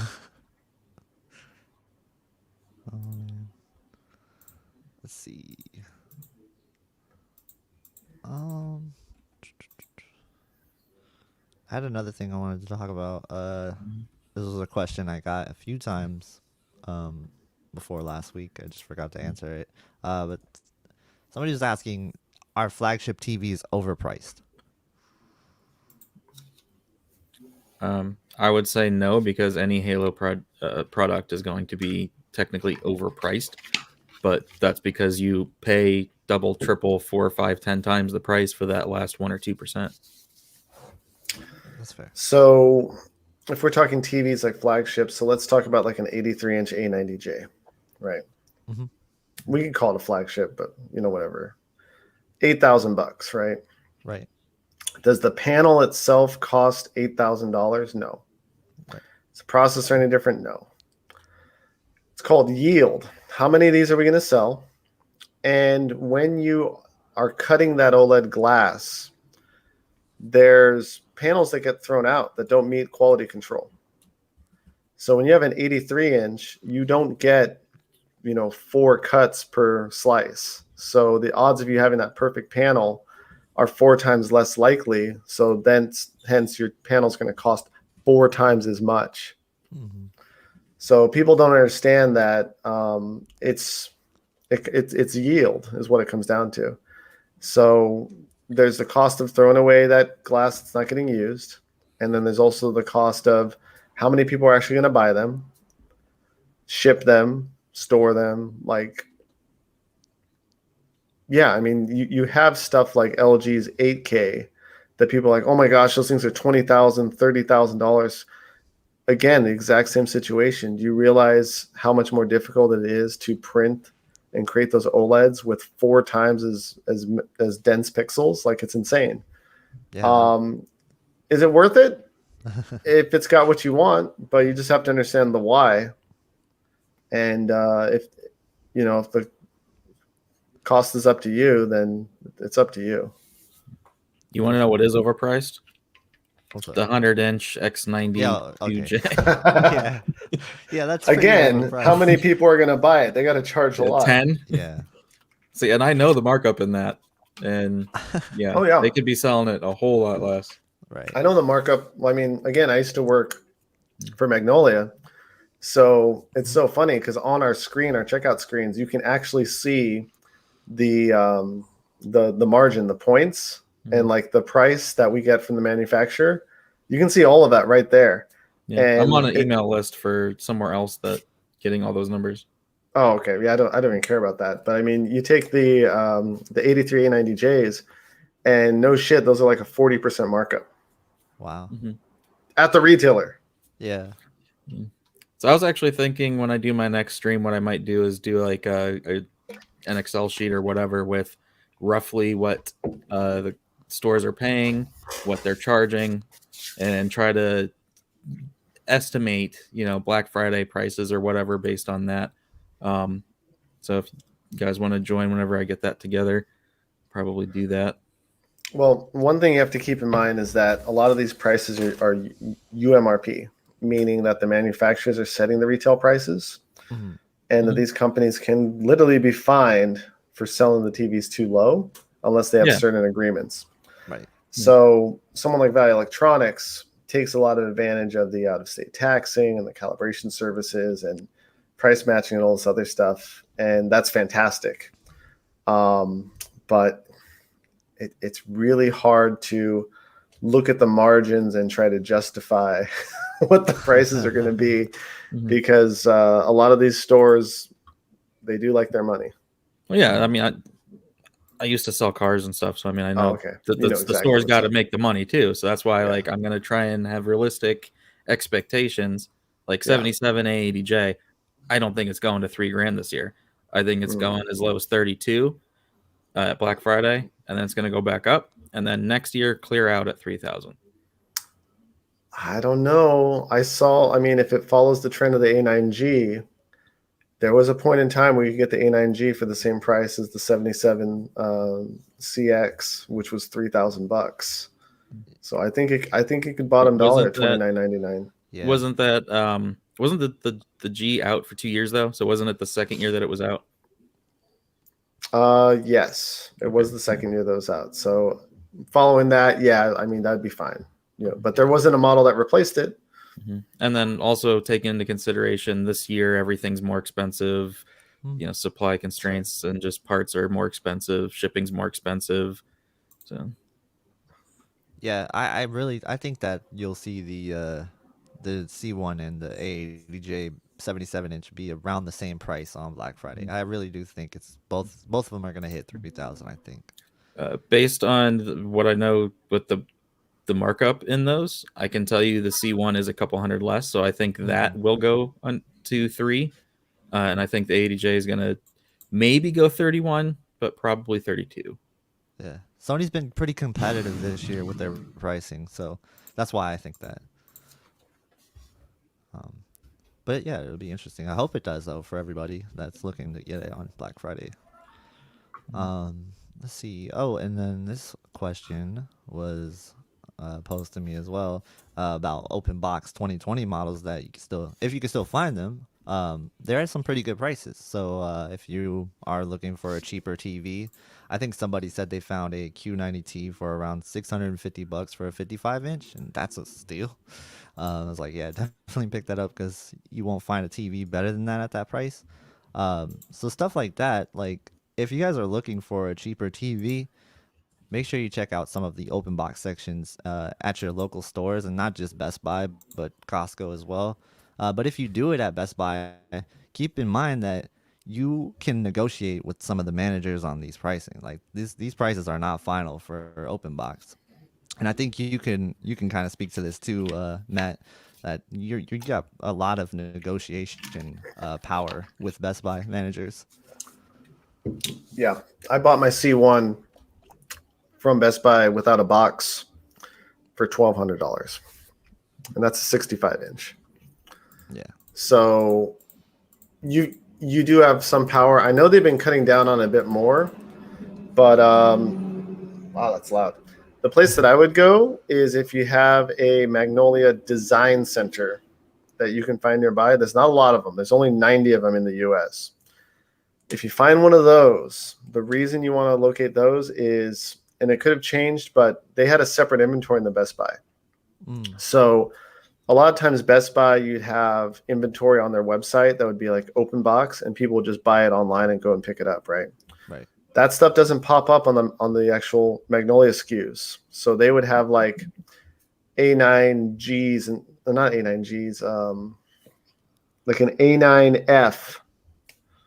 Guy got it like brand new in box for like $1,000, 65-inch, because the price depreciated so much just from sitting back there. So if you're willing to look at an older model, like even back to 2019, it doesn't hurt to ask, to say, hey, do you have any older stuff that you're trying to get rid of? Because what a lot of people don't know is that old inventory sits on their list as like a almost like a liability, like a loss. They actually get screwed. They actually have to pay out for that. I'm sure you worked at Best Buy a bit. Yeah. But that's what I would do. I'd look for older stuff. Definitely. I miss when I used to be able to go into Best Buy and on a new TV negotiate a price. I did. Yeah. I used to go to Pacific Sales I'd go to Pacific Sales and get a quote on like an open box TV. This is how I bought my plasma. And I went from a $3,500 VT60 65-inch, and he priced me at $2,000. And I took that back to Best Buy because they're parent companies. And he matched it, and I picked it up that same day. That's awesome. Wow. See, and I live pretty close, a half hour from a Best Buy warehouse. And so that's how I can actually like get some of the TVs before they hit the store shelves. And nice. then once a year, they do a clearance sale where people can come in, walk through the warehouse. That's how I got my KS8000. It was a 65-inch. I paid it was $1,600 after tax and whatnot. So it was what, 13 or something before tax. And that, I forget what the TV cost back then, but I would say it was like 18, 1900, 2000, whatever new. But yeah, I keep an eye out. So if you live near one of the actual warehouses, check in and see if they do that every so often, doing clearing out of open box stuff. And then also, if you are someone who does not care about technically like authorized resellers or whatever, because you're going to get a third-party warranty or something like that, there's, again, I've said it before, the small little dealers that you can find, like Cleveland Plasma and stuff, that will sell for less than what the MSRP is, plus no tax typically, and free shipping and all that. And then they offer warranties through their own companies and so on. So you can always save money that way. For sure. And another note on the open box stuff, if you get that from Best Buy, a lot of times you can negotiate on the warranty as well. Like they'll sometimes throw in Geek Squad for like $100 on an OLED. So that stuff is always worth asking about. Like they definitely want to move these TVs. They don't want them to just sit there. So really good points. I didn't know that about the warehouse though. I didn't know they had like an annual sale every year. That's pretty cool. I didn't even know you could actually go into the warehouse and look around. I thought it was. They only let you look around on the days that they're doing the Okay. clear out sales. Otherwise, you have to order for pickup and then just go to one of the big doors and they come out and bring your item. Yeah. Right. Huh. Okay. Yeah. Cool. Yeah, I have to check into that. Good info. Good info. All right. I guess we will open it up to Q&A unless you guys have something you want to add. I was going to reply to Fly You Fools about the analysts talking about OLED panels decreasing in price. Yeah, the panels are going to be getting cheaper for them, but the thing is, they like money, so they're going to keep adding stuff to those TVs that's not panel related to keep the price going. So you know, when they put more R&D into their processor, or they add the heat sink, or they have to pay NVIDIA for G-Sync, you know, things like that, all that gets added into the price. And if NVIDIA increases the price of adding G-Sync, well, you're going to have to pay for that when you pay for the TV, because LG is not going to eat that price. You know, it's just something to think about, that just parts of it will go down in price, other parts will go up in price. Right. It's a good point. Good point. All right, I'm gonna go ahead and open it up to Q&A. So you guys go ahead and fly your questions in chat. I don't know why I said fly. I think it's just because that guy's name was Fly. But go ahead and post all your questions in chat, and we'll do our best to answer them.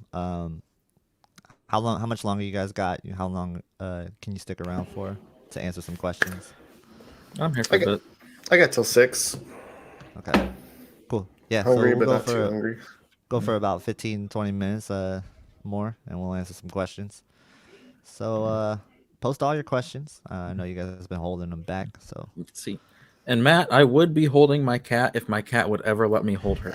She's the kind I can pick her up, get about 4 seconds of belly rubs, and then she flips herself out of my arms. I've got the best freaking cats, man. Look at this. Look. that's awesome. It's Sony. No, they won't. You're just holding cats. Yeah, so I don't think they will add a warranty either to answer this question. I mean, like, some people are going to disagree and probably be mad, but Sony is not a consumer-friendly company. No, they're not. Oh, mentioning open box. If you get a Sony that's open box, you need to purchase a warranty. They do not honor their own warranty on open box purchases. Yeah, and if you really want an idea of how Sony treats their customers, go read the X900H thread on AVS. I think it's at like 8 million views now for a 1-year-old thread. That thread is insane. That might be the biggest thread on the site, and it's only been around for a year. Yeah. You know what? I sold a lot of 900Hs, to be honest, because it was a 65-inch for $1,000. You've got HDMI 2.1. You got VRR coming. That TV was the most overhyped TV, I think. Oh man, and I didn't look more into this, but I saw it might be Sony's whole VRR is coming in December for the X1 processor TVs, not the XR. So the 900H, the 85J, the 91J, like those are supposed to be getting VRR this December, but there was no mention of XR processor TVs on that December thing. Dude, on that, could you imagine? Whatever on the website that was updated or whatnot that someone found. So, oh man, that's gonna cause so much drama if that happens. Yeah, that's crazy. I mean, it also could just be that they just updated those listings and not the newer ones, but I don't know. Yeah. There's another question here. Oh, we'll go ahead. It's hard to find these questions without them being super chats, by the way. Yeah, they're not highlighted. So like, I gotta read back and see if I missed stuff. I talk about that all the time, but like it really does make it easier to find questions. Yeah. Let me look through. Yeah, I really wish that like you could at least add somebody on here and it would just put a question mark. Yeah, and it would like highlight all the question marks. That would be nice. And here's one though. The mouse says 65 X95J versus a 55 A80J, size versus quality. This is where I would always say size most of the time first, but for whatever reason I don't understand it. Going from 55 to 65, I barely see a difference. It doesn't matter how close or far. To me, I don't know why. It's probably some optical illusion or whatever, but they don't seem that different to me. So I would say probably with the A80J, depending on what you're doing. But yeah, A80J and sit closer. Yeah. See, I feel a little bit different. It depends on how far you sit, of course, and how far you can place your chair. But like you said that you didn't notice a huge difference from 55 to 65. I noticed a gigantic difference, and that surprised me because I didn't think I would see a difference. And now I'm wondering how much of a difference would it be going from 65 to 77. So See, I you've don't. done that, right? For me, all right. So when I got the KS8000, that was 65 inches. Prior to that, I had a 60-inch Samsung Plasma, Mhm. and so I had that KS8000 for 5 years, the longest I ever had a TV. Right. Then I move, and I get the 75-inch 900H first. Right. I'm like, it doesn't look any different. I mean, I'm sitting 1 foot further away at the new house, so that's why I knew I had to go up in size at least. But it still looked the same. Like, I couldn't tell size difference. So then that's when I was like, all right, I'll spend the extra during the Black Friday sale for the 900H 85-inch. That's like, okay, now I have the size that I want. I can tell the difference going up 20 inches. Going 65 to 77, that's like borderline. It's 77 is just big enough, but I also need to max out my mount, pulling it as close as I can. And I've moved the couch like 8 inches closer to try and really take advantage of it. But I don't know. Again, I prior to all that, I was at 120-inch projector for a long time, and I like a really big screen. Yeah. I also think it helps to have your TV like dead center too. Like if you can get a stand that's pretty low profile so that your eyes are directly in the center. Mhm. If you're not mounting it, I think that's Mhm. probably a good way to do it too, especially if you're going with a Mhm. 55 inch. Then you can really sit close and feel the difference. Mhm. See, and when I'm reviewing TVs, I'm usually getting 55 or 65, and just going back and forth. The only difference to me is I have to reach my arms a little bit further out to pick up the 65-inch to put it back in the box versus the 55. But when I'm visually looking at it, reviewing it, I hardly see a difference. Yeah. All right. Trying to search for some questions is the hardest thing to do. So if you guys see one, let me know. I'll highlight it. Or re-ask your question if we Yep. missed it. Yeah. If you Yeah. asked the question and we didn't say anything about it, post it. Yeah, we got Uh, no problems with that. Yeah. Ye Rock is rooting for TCL, and I'm very hopeful and optimistic that the 648 is going to be what everyone wants it to be. Because really, if you really think about it, we don't have the really good $1,000 gaming TV this year Hmm. that you can just, without a doubt, someone says they need $1,000 gaming TV. I mean, you're gonna say Hisense right now, but the Hisense has problems. Like, so you have doubt. Like, there's no TV that I can think of that I would say without a doubt this is your pick. So TCL is kind of the last one right now. I know it's a 950 for the 55 inch and with a 1300 or 1250 for the 65 inch. So if TCL can nail all the gaming stuff, then that'll be a big win for them. Did you see that LG delayed the 42-inch till next year? Oh, did they? Didn't see it, but I also didn't see that it was supposed to for sure come out this year either. Mm. I was kind of expecting it to come out later, but if No, it actually is 60 hertz, then I just don't even care. well, Yeah. I'm wondering if they're changing that up. Could Yeah, be feedback. Then like, wait a minute, this thing's not going to sell. yeah. Because I mean, their 'Cause- main buyer at that size is a monitor. yeah, Right. and Yeah. for who the hell uses 60 hertz on a computer monitor? No Mhm. matter what monitor I find, as soon as I get it, refresh rate max. Because when you move your mouse around, it's got to be max. Right. Oh, did you guys ever get any of those back when 2560 by 1440 was becoming like the new thing for monitors? And there were these Korean brands that were like so much cheaper Oh, the cat than all the leaps. normal ones. Uh, Those, and then yeah. Micro Center had their own one, and you could overdrive the panel to 120 or 144 hertz or whatever. I had a couple of those. I liked those. I never did that, but that sounds like something I would do. Yeah, because I mean, at that time, getting an Asus or whatever at 1440, Super expensive. 120 was like $800 to $1,000.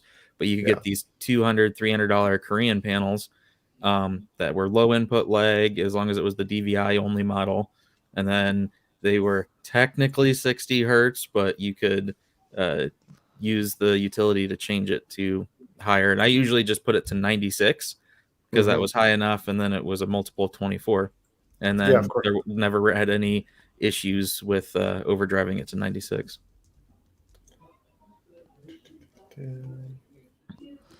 Oh yeah. KG, where's the dog? She just sleeps all the time, man. It's not like a cat would jump off my shoulder. I can't get a dog to jump in here. Get a piece of bacon. That's all you need.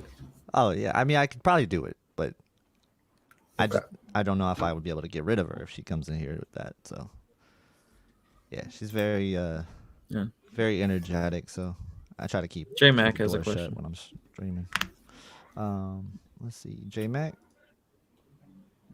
All right, having the 80 or 3-inch installed next Thursday. I watch a lot of hockey. What are my best motion settings? Aside from the motion, I would say make sure, assuming it's SDR, that you have your peak luminance at low or medium, so you're not seeing dimming. And then for motion, use either smoothness 2. You'd probably want smoothness 2 for sports. Maybe max if it's not too smooth. And then your clearness, which is the black frame insertion, you can play around with that. If you set it to 1 or 2, it actually doesn't affect the brightness. So you just get a little extra motion resolution without it dimming down anything. And if you are watching from a built-in app or a device that is 60 hertz instead of whatever the broadcast TV, whatever would be, set your Cinemotion to high. Okay, cool. Thanks. And then we had this question. I think we didn't. Did we answer this about the wall mounting 65 to 75 inch? He said, could it lead to panel uniformity issues longer term since they are more flimsy if you're mounting a larger OLED? No.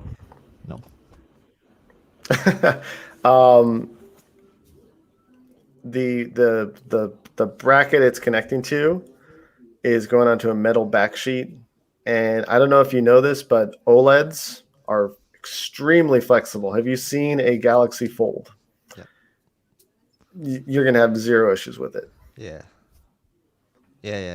I've flexed a few OLEDs in my lifetime. It was kind of I've done so many 77 A9Gs as part of my installs, where I put them on mantle mounts. If you guys know what those are, I've done them on full motion mounts, chief mounts, like no issues. And people worry about like pulling the panel in and out. No, it's fine. Right. They're extremely durable. It's crazy. I see more LCDs like the Infinity Edge bezel, like Samsung LCD TVs are way more prone to problems when you put them on mounts. That's funny. I saw a post the other day that someone had their A80J 77 delivered, and the Best Buy installation people turned it upside down to install the feet and then flipped it over. And he was worried that there would be something wrong with it, but it was fine. And someone commented to him, yeah, the pixels are just going to roll right off the screen. It's like an Etch-a-Sketch. That's funny. I just want to poke a little jab. There was a YouTuber got a behind the scenes a Hisense TV sent to him, like to review. Box was just beat to crap. Like every part of it just destroyed. And you open up the TV, and the center of the TV looks like someone punched it and then put it back in the box. I'm just like, wow. Like I've seen some really bad TVs, like B the installer, like when he got his 83 A90Js. Oh, man. Those boxes, like I would not even accept delivery on it. But the OLEDs are pretty damn durable. Like those, they still work just fine. I mean, when I got that one got this one pierced by a forklift, right? Yeah. Yep. Yeah. when I got this one, I was alone, and so I laid it down, which you're technically not supposed to do, and I put foam under the bottom middle of it to lift it up, put feet on it, and what you're not supposed to do, blah blah blah. And then I go over to the other end and lift it up from the top, and what you're not supposed to do, blah blah blah. But it's fine. Are you talking about the 77 80J. Oh yeah. Yeah. Dude, I lay down the OLEDs like on my. I've got a large blue dot ottoman that's over there that's very very flat, and it's a good 2 by 3 feet or so. I just lay it face down on that sucker on top of a blanket, and then put the stands on and pop it right back on. I got no problem. And a lot of them I transport. Like I can fit in Nikki's hatchback. I can fit like 2 65-inch TVs laid flat in the back, and they're not plasmas. They're fine when you transport them like that. Yeah, I think it's just Best Buy goes to the extreme of their like, oh, we're not liable for this if you put it face down in your car, and I think that's where people get all nervous about that from. Well, they want to charge you delivery is what they want. So Yeah, you know how it goes. Yeah, The worst thing was transporting the 85-inch 900H from here to my dad's house, and that it's not light. It is not very stable feeling. I was not transporting that laying down, so it was standing up in the truck with 3 straps over it, until the box just started to bend a little bit. It made it, but the problem is his upstairs apartment. You gotta walk in the doorway, pivot, and then go upstairs. Yep. That was horrible. Yeah, I'm more worried about just scratching the front of the screen than anything else. Yep. I have to go downstairs with the TVs all the time, and that's the main thing I'm worried about right there. Yeah, if you guys, I'm still looking for questions too. If you guys didn't know, I worked as a system designer for Magnolia. I'm sure KG knows what that is. So yeah, a lot of the reason why I know more of this stuff is I knew it before I worked there, but I actually learned a lot more while I was working there. So mostly on just the different models and things. KG IRL has one. Yeah. Yep.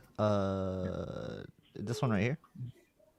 So I actually just spoke to Robert earlier and confirmed what's going on. So Spare Change is doing the main stream all day.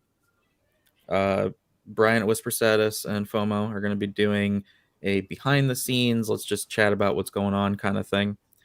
I'm going to be walking around with a camera, just taking clips here and there. And then when I get back home, piece everything together for a video. Nice. Yeah, that's cool. I can't wait for that. It'll be interesting to see. There's so much different competition this year that it'll be interesting to see who wins. Because the LCDs finally get really close to that OLED black, and the OLEDs are very impressive this year, all of them. So that's really great. And then if the dual cell is anything special, I can't wait to see that as well. Yeah, and hopefully I'll have the new camera before I go. And if I don't, I need to remember to turn on the image stabilization. I realized my last couple handheld videos with the camera were really shaky. I'm like, what is going on? That's something Panasonic is good at. I was like, oh, I turned off image stabilization because I always have it on a tripod. I forgot to turn it back on. Are you getting the Sony ZV E10? Is that what you're getting? Yeah. Okay. Because I can get it and sell mine for the same price pretty much. So you have to be aware there is rolling shutter on that. So you have to be a little bit careful when you're moving. Otherwise, you're going to get a lot of that rolling shutter where it's like wobbly. And there's definitely like the in-body stabilization is not active unless it's in cropped mode. So you're going to have to make sure all that stuff is turned on. I think it's called active shooting. Especially if you're going to be moving around a lot. Did you pre-order that? Is that something that's coming soon? I don't think it's pre-orderable, at least not on Best Buy site. But I mean, normally when I do my videos, I shoot in 4K for the TV because the TVs are 4K. But this being a walking around stuff, I'm just going to put it in 1080p, so it has that extra range to help with the motion and stuff. Smart. Cool. And I mean, people really trying to judge TVs off of camera footage. You can't do it. Yeah. And it's funny because you can't even upload a video that explains it because people are going to watch it on something else anyways. So what are you going to do? It's like, oh yeah, this footage on my OLED represents exactly what I'm talking about. Oh, they're gonna watch it on their computer monitor. They're gonna watch it on their LCD. Like, I've given up that idea of comparing TVs, especially when your TV is not even calibrated. You could have a cool TV. Or when you have people changing settings behind the scenes and not telling you they did that to make certain kind of things not look as colorful as they should. Right. Yes, things like that. So it's just silly. More questions. Yeah. Let's see. Blah, blah, blah, blah. Yeah, no, that's good points, man. I don't know how many times I had to like tell people like, look, you can't go off of what you see on the screen. It just doesn't work. You just have to listen to what we're saying, because that's the only thing you can go by. Yeah, that last video I did, like if you were to go by just the video, you would say that the A80J with the white point adjustment was bad because it was blowing everything out. But yeah, that's just because it reached the point that the camera just couldn't handle it anymore. Correct. So it just makes it look worse than like you would even think that it would, even though it's only just a little bit brighter. Just that little bit is all it took to make it look more washed out and blown out. I had an old video. I was playing Destiny and I was switching back and forth between SDR and HDR, and I kid you not, you couldn't tell the difference from the off-screen recording. You're like, oh man, that looks great. Is that HDR? No, it's SDR. Oh, that looks good. Is that HDR? Yeah, it's HDR. They looked identical due to the fact that your phone camera only has so much dynamic range to record. So you get these people doing TV comparisons that aren't Vincent Tio. That's why he records in HDR as much as he can. Yeah. And they're putting the TV side by side. And again, one's blowing out and one's not. Yep. Fly you fools. I think the A90J is going to get like overall best image quality, whatever. But I'm really strong in the feeling the G1 is going to actually pick up a lot of awards. Because when they're calibrated, which the TVs will be, the G1 is right there. Yeah. And here's another thing. And a lot of people don't touch on this. If you're just buying the TV yourself out of the box, yeah, the Sony's going to look better. It's going to look more calibrated. The fact that they have D-Nice working on these TVs and they're matching it up to a $30,000 reference monitor, a lot of the shootouts, they're not really comparing against each other, but they're comparing against that reference monitor. So I think the G1's got a shot, but if D-Nice is calibrating an A90J versus the Sony reference monitor with that brightness, I think the A90J is going to take it, but I think the G1 will probably be a close second. Yep. I think the A90J is going to take it. I was so impressed with that TV. I would like in highlights, especially movies like Aquaman. Oh my god! Like I've never seen such like. It just looked bright in a certain location where you expect it. It's almost like the TV knows that that's what needs to be bright. It's like it's singling out that to be bright. I don't know how to explain it. When you see any sort of brightness come onto the screen, it does seem like it's pinpoint brightness. And part of what the XR processor is doing, it's kind of detecting what your eye sees first and what you expect to be bright is bright.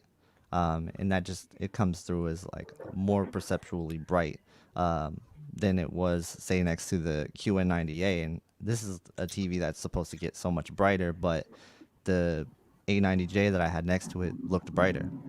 So I thought that was pretty amazing for the A90J to look like that. You have a super chat, but after that you have one from G1981. Okay. Yeah. Vamps TV, thank you for the super chat. Classy and Magician, I'm wondering if it's possible to fix the EOTF curve on my Samsung G9 Neo HDR EOTF curve. You're going to be waiting for a firmware update for a fix, just from my research. It looks like whatever it's doing when it goes into HDR mode, it's just not properly tracking like whatsoever. Like it could be like a PQ transformation problem that they're having, but that's really lame because I mean on paper the monitor seems really cool, but it's not getting translated properly to show the actual dynamic range. Apparently, it's looking very washed out. So sucks, but hopefully they fix it soon. If you're within a return period and you're not sure, I'd recommend obviously returning it. But if not, you can always hold on to the fact that, one, they fix it via firmware. Two, if they don't fix it, then Samsung can authorize some sort of swap out or exchange. Yeah, and Samsung's pretty quick with firmware updates usually. So if it is something they can fix with firmware, I'm sure they will. I hope they will, because there's a lot of high praise for that. Hopefully. My feeling though is they're not. They typically don't even try to stick to the UTF curve very well. That's why they forced the dynamic tone mapping. I'm assuming, I don't really know much about the monitor, but I'm assuming the monitor is going to be the same. So I don't know how much they're going to fix it versus. Oh, it's broken, Classy. Like it is not. It's not even close. It's like when you flip your TV into like almost like. It's almost like the black levels mismatched. Like it's just washed out. Okay. Yeah.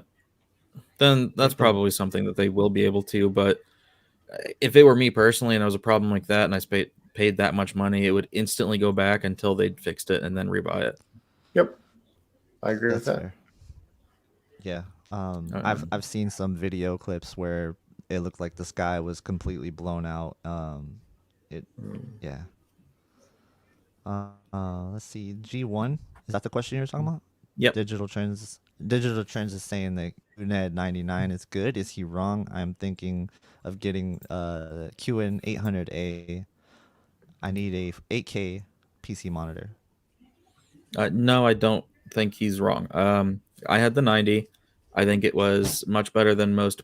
Like I said in my review, on paper or from certain kind of reviews, it's going to get some bad marks, and then that's going to spread like wildfire and just put a bad name around it. But when you're actually watching real content straight on, it looked good.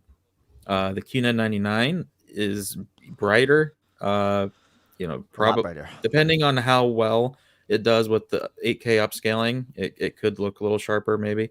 But just as far like if you're straight on, you're watching real content, most people are really not going to see the blooming, or at least not very much, and they're just going to see a bright, good-looking image. And so, yeah, I believe Caleb completely when he's saying that it's good.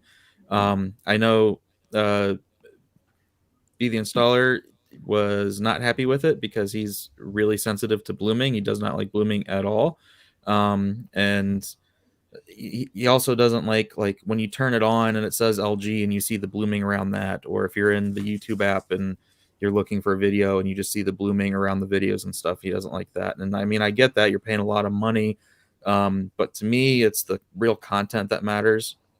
And when I was watching Sweet Tooth or Loki or things like that on the QNED 90, it looked really good as long as I was looking straight on. Yeah, I haven't seen an LCD that didn't bloom on those logos and on the menu screens and stuff. So well, I mean, you have more it's just nothing with local dimming. Well, that's what I meant. But yeah, to that point, it does really matter about the real world content that you're watching, and I said the same thing about the QN90A. Is I really didn't notice too much blooming with that at all. So unless it was like off angle or on certain content that I normally wouldn't watch, like demo content. Yeah. I mean, the 99 should be every bit as bright as a QN90A. It has more zones, especially as you go up in size, it gets more zones. And the pretty sure what the way it works is the 90 and 99 have the same amount of zones, and it only varies by size. So you go from 912 at 65 to 1800 at 75 to, I haven't seen anyone count the 86 yet, but I think it's around 3000. Yeah. So technically you're getting even smaller zones as you're going bigger. Right. And I don't know. I think it's a good TV. I think the 90 just wasn't quite bright enough, but if the 99 is 600 nits brighter, then that's a difference that would change that opinion. Wasn't somebody saying that the 99 was like 3,000 nits almost? Mm-mm. Like the guys at That's Value zones. Electronics, weren't they saying that? No, it was the zone count. The 86 Okay. inch has around 3,000 zones. Oh, okay. Yeah. No, I know they really like it. From what I hear. So it'll be interesting. I want to see that next to the 900A. I don't know too much about the 800A. I know that last year the 800 from the 900 was a significant like step down, and I would imagine it's still the same now. Did you guys know much about the 800A? No, but my feeling is if in the 4K range, if you're comparing the QNED 90 to the QN90A, the QN90A is the better TV. But at Mm-hmm. 8K, because the QNED 99 is brighter, I would go LG for the 8Ks, um, Yeah. especially because you're getting Dolby Vision. Yeah. Well, the big thing too, like I really want to hammer this home, is when people say, "Oh, LG is great for gaming." It's not just gaming; it's the fact that their SoC just works. Mm-hmm. Like a lot of this stuff, plug and play, it just works like out of the box. But yeah, for gaming, the reason people like it is that when you plug stuff in, everything's already supported. Like, I don't know if this one has like the latest and greatest like Dolby Vision 120 or anything. I'm definitely have to go by the store. I haven't been to the store in a while, and just to take a look at all the new TVs so I can finally start giving some input on this stuff. I find it Yeah. odd the QNED 90, the 4K, has Dolby Vision gaming, but not at 120. It does have VRR. They're The supposed to add it QNED though, right? 99, the QNED 99 8K does not have VRR, but does have Dolby Vision 120. Hmm. So they're That is really interesting. So the biggest problem that used to be with like FreeSync and VRR and that stuff is it used to occupy the same data path as the Dolby Vision like stream. Uh-huh. So however they work their way around that, either with a new Dolby Vision profile or the way it's transmitted, it kind of makes sense to me why they wouldn't have either one. But the fact that they can do the 120 versus the VRR, it could just be, is it a different processor? Is it an Alpha 9 or like what type of yeah, processor is the it? 99 has the Alpha 9 Gen 4 and the 90 has the Alpha 7 Gen 4. Mm-hmm. Okay. But as far as I know, there is no 8K with VRR. Like I don't Yeah. even think the Samsung 8Ks have VRR. I think it does FreeSync, the Samsung one. It does. Yeah, Series X I showed think Dolby it Vision does. 120 Let me checked check. on QNED, according to Preston. Can you Yeah, check? on the 99 it Mhm. does Dolby 120. On the 90 it does not. Okay. I think that comes down to the processor then. But you cannot combine with VRR, Mm-hmm. is Well, what they're saying. the 8K just doesn't have VRR. The Oh, 99. at all. Oh, okay. Yeah. I wonder if it's a resolution thing, like a bandwidth thing. Let's check. Yeah, because what some people might not realize is 4K 120 Mhm. is still because 8K is technically 4 times the pixels of 4K, not 2 times. So Correct. 8K 60 needs more bandwidth than 4K 120. Correct. Mm-hmm. Yeah, it makes perfect sense. Yeah, you might be right. I don't see any FreeSync on the Samsungs either. Oh, you Yeah. got a super chat from follow up from Vamps. Oh, Vamps. And I'll be back in a minute. All right. Thank you for the super chat. Vamps TV. He said, "Yeah, rumors Samsung is about to do a recall on the G9 Neos. It seems like there's a hardware issue. So I think they did a recall on the last G9 as well, didn't they? Um, I don't know. I don't remember.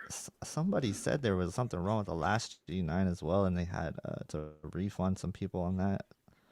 So that's kind of disappointing to hear if that's the case again. I hope Yeah. that's something they can fix though with the firmware, and if it's, I really hope it's not a hardware issue. That'd be Oh disappointing. God. No, I mean that sounds like a firmware update. Yeah. Yeah. It seems like something you could fix with a firmware update, right? Yeah. We'll see what's going on. But man, that super wide like I'm watching just a quick video that popped up over it. It just covers your eye peripheral so much. It's crazy. Oh, I know, man. That's kind of why I want it. Is like I want to be immersed, Yeah. and that would definitely immerse me. Um, Something I don't really get with my monitor right now. I can definitely see the bezels. Yeah. How much does that matter to you? Like in a TV, like do you make sure you get a big enough TV so you don't see the outside bezels, or No. no? The way that my setup is designed, it's audio first, even though I come off of Right. some crazy video file. No, I And can tell then it. I can tell it's audio first with you. yeah, I basically sit at the distance where I can resolve 4K, which is about Hmm. 7.5 feet from a 65 inch. And then past that, I don't like I play a lot of Switch games too. Like I watch old content, like we're watching Twin Peaks on was it HBO Max or Hulu? No, it's on Hulu. And for me, if you sit too close and you watch content and you don't have an XR processor, it's gonna look soft. Yeah. So I'm a very balanced person, so I want everything to look as perfect as possible, sit at the right distance. All the angles for the audio system are correct. All of my levels are flattened out. When I crank my system up, I want the bass to just be slamming, but also controlled. Um, I'm a very eccentric person when it comes to making sure everything's perfect. So if I went bigger, I would have to get a new TV stand because the TV would be half an inch too far on off of either side. Hmm. And I would have to possibly change around the whole audio setup because then my distances would be off. That makes So sense. yeah, I'm a weirdo. That sounds like a pretty cool setup, actually. Yeah, it's I mean it's pretty neat. Like it's if you can see the distance from me to the back wall, that's roughly this room's about 12 feet deep by about 25 wide, and I'm on the long wall. So yeah. Let's see.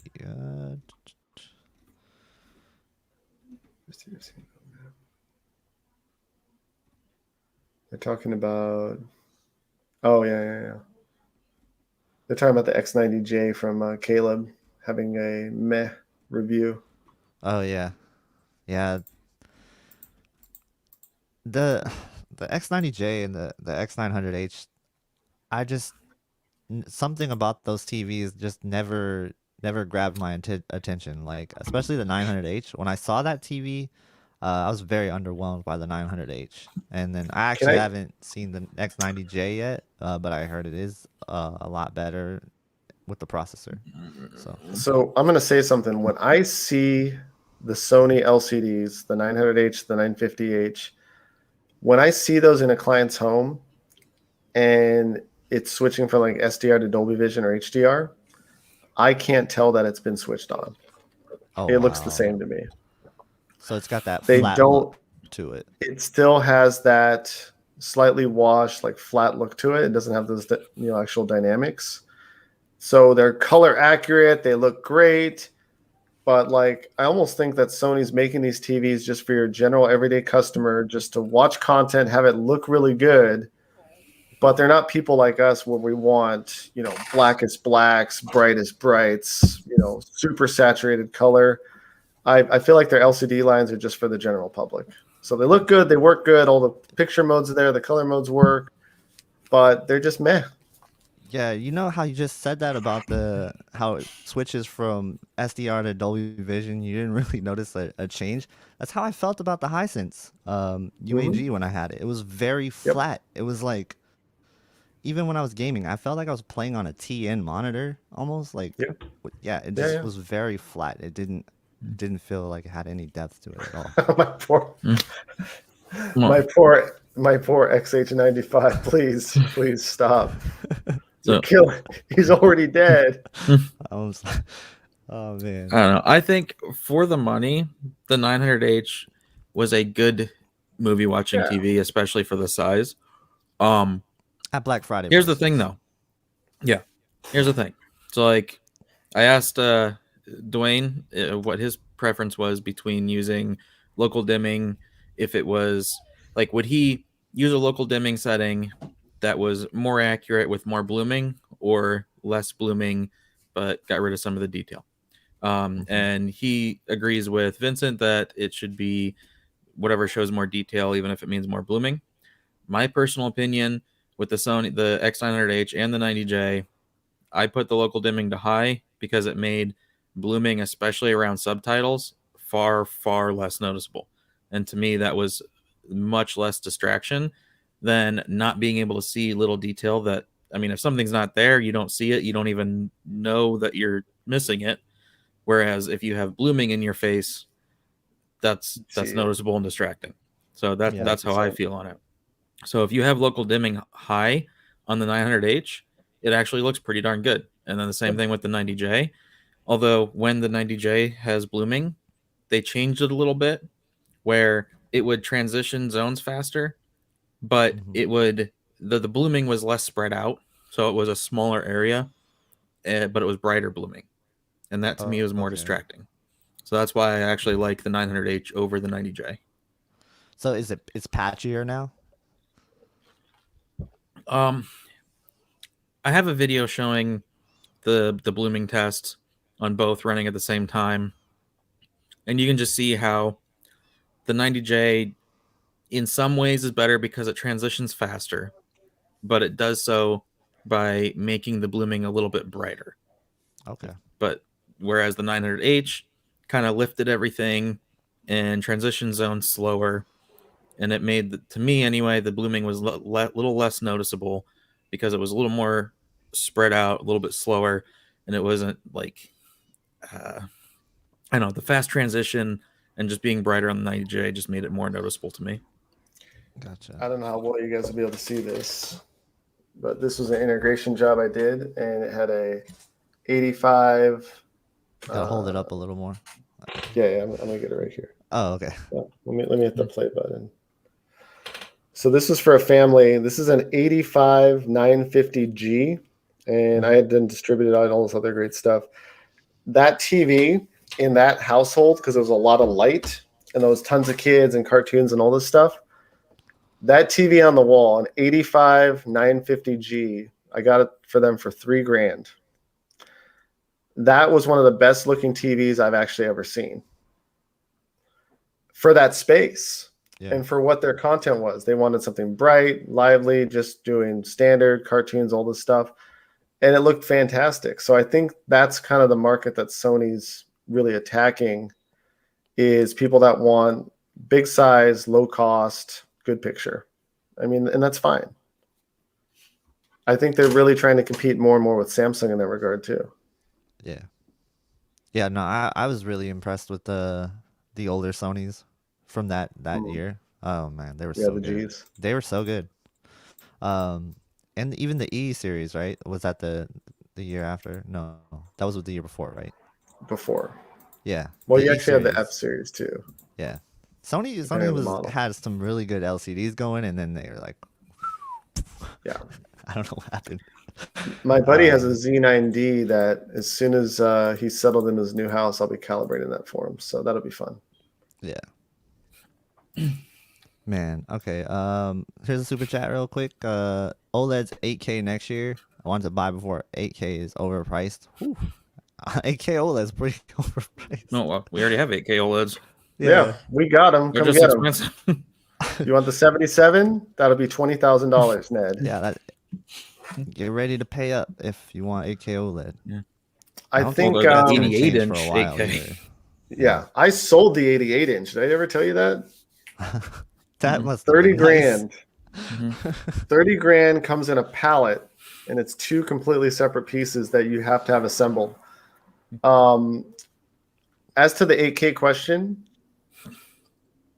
I wouldn't recommend 8K to anybody under 100 inches. Nice. Okay. So you need to be about 100 inches. 100 inches. So if they make an 8K OLED that's 100 inch, go for it. Otherwise, stick to 4K. You gotta stick close too, right? Or else you won't appreciate 8K. That's why I'm recommending 100 inches because that's going to give you a decent angle from a good 6-7 feet away. Yeah, this is what we're supposed to be seeing at the shootout, but I don't think even at 85 inch I would worry about 8K because Yep. I mean, I'm not worried about it. Here's the thing too. We really don't need a 4 times increase in resolution even at that size. So maybe 4K might be, not quite enough at 85 inches, but maybe, 5K would have made all the difference. Like, Yeah, they're not even filming things in 8K. They're filming things in 6K, and it's like all you're gonna get is like barely upscaled that. 6K, and yeah. I mean, One of most my of what favorite- you get over the last 10, 15 years is 1080p anyway. That's true. I'll tell people to watch this video after stream. All right. It's that famous you don't see in 4K video. If you remember that one. Oh yeah. And And it's great because he goes over exactly why. He literally breaks down the resolution that of your human eye cannot see it. You could have perfect vision and not ever see it. Yeah. I always I've thought been. like. Oh, go ahead. Go ahead. I'm looking something up. I was like, I always thought that maybe I would just be missing something with 8K, just because like when 4K came out, everybody was saying the same thing almost about 8K. There was like, you can't see it, and then like you could totally see it. So like I was wondering if that was the same case with 8K, but I actually never seen 8K personally, and I haven't seen like a properly edited 8K video either. So I had USB sticks from LG that had actual 8K file format on them. That we used for the innovation showcase for their Z series, and you could pop that into the Samsungs that were 8K and look at it too. No difference. Like you'd have to be like this close to the screen to actually really start picking it apart. But the problem I have with 8K has nothing to do with the resolution; it's the storage. How are you going to get movies in 8K? You know, I've got The Hobbit that's on like 2 discs. Now you're going to have me put it on 4 discs. I'm sorry, 8 discs. It's a good point. So and like, streaming would be kind of. The one thing that you'll see 8K pop up is with ATSC 3.0 over the air broadcast. If that becomes a thing and people are actually broadcasting in 8K, you're over the air, you've got plenty of bandwidth. The TV will be able to display that. They'll also be able to display 4K 120. But when's that going to happen? It's not going to happen within the next 20 years. You know what I mean? It takes so long for them to switch standards. It's just, you're not going to see it. So anyone saying that your TV's future proof, I keep telling them, what's the average lifespan that you've held onto your TV? I just shared 8K is not going to be standard within the next 5 years for me, so I'm not going to buy an 8K TV. Yeah, I shared a link to Movie Collector. I watch a lot of his videos, and he does a lot of 4K movie reviews and stuff. And he has like a projector set up. He has a Super 8 and like all like original films and things like that. Really talks about like if this movie was shot in 2K or if it was shot on 35 millimeter or 70 millimeter, or this part of the movie was shot on this. So I like that guy. 4K. Nice. So, what I was saying in the one video is like, if you have a movie from the 90s or early 2000s before everything went digital and it was shot on film, that's going to transfer to a higher resolution than most of the more modern stuff that was actually shot in 2K. And even then, if something was shot on like a 70 millimeter film, there's so much detail lost going down to 4K on a disc. That's why I was saying, to me, reality creation doesn't go against the creator's intent, in my opinion, because it's just restoring some of that detail that was lost in the transfer. That's a good point. And like also how much of that content that there is produced, even like in CGI and certain things that are displayed on the screen, you can see the source is not like a full resolution. Sometimes they go for like a 1080p image, and typically you see this a lot in games too, right? You see this a lot in games because the system's not powerful enough to give you that 4K texture. With reality creation, you can get that a lot of that detail back that they might have wanted. Movie Collector, like, he talks about that too. You know, if the movie live action parts were shot on this part of this kind of film and are this resolution, but then the CG effects were done at this resolution or whatever. So if you're interested in that kind of stuff, I really like that guy. Did Nice, he I'll do check that out. did he do the 4K collection for Lord of the Rings? I don't think he got to that one yet. He will, because that but one you can I definitely cannot see. recommend it. I have it. The digital noise reduction that they added makes some scenes look horrible.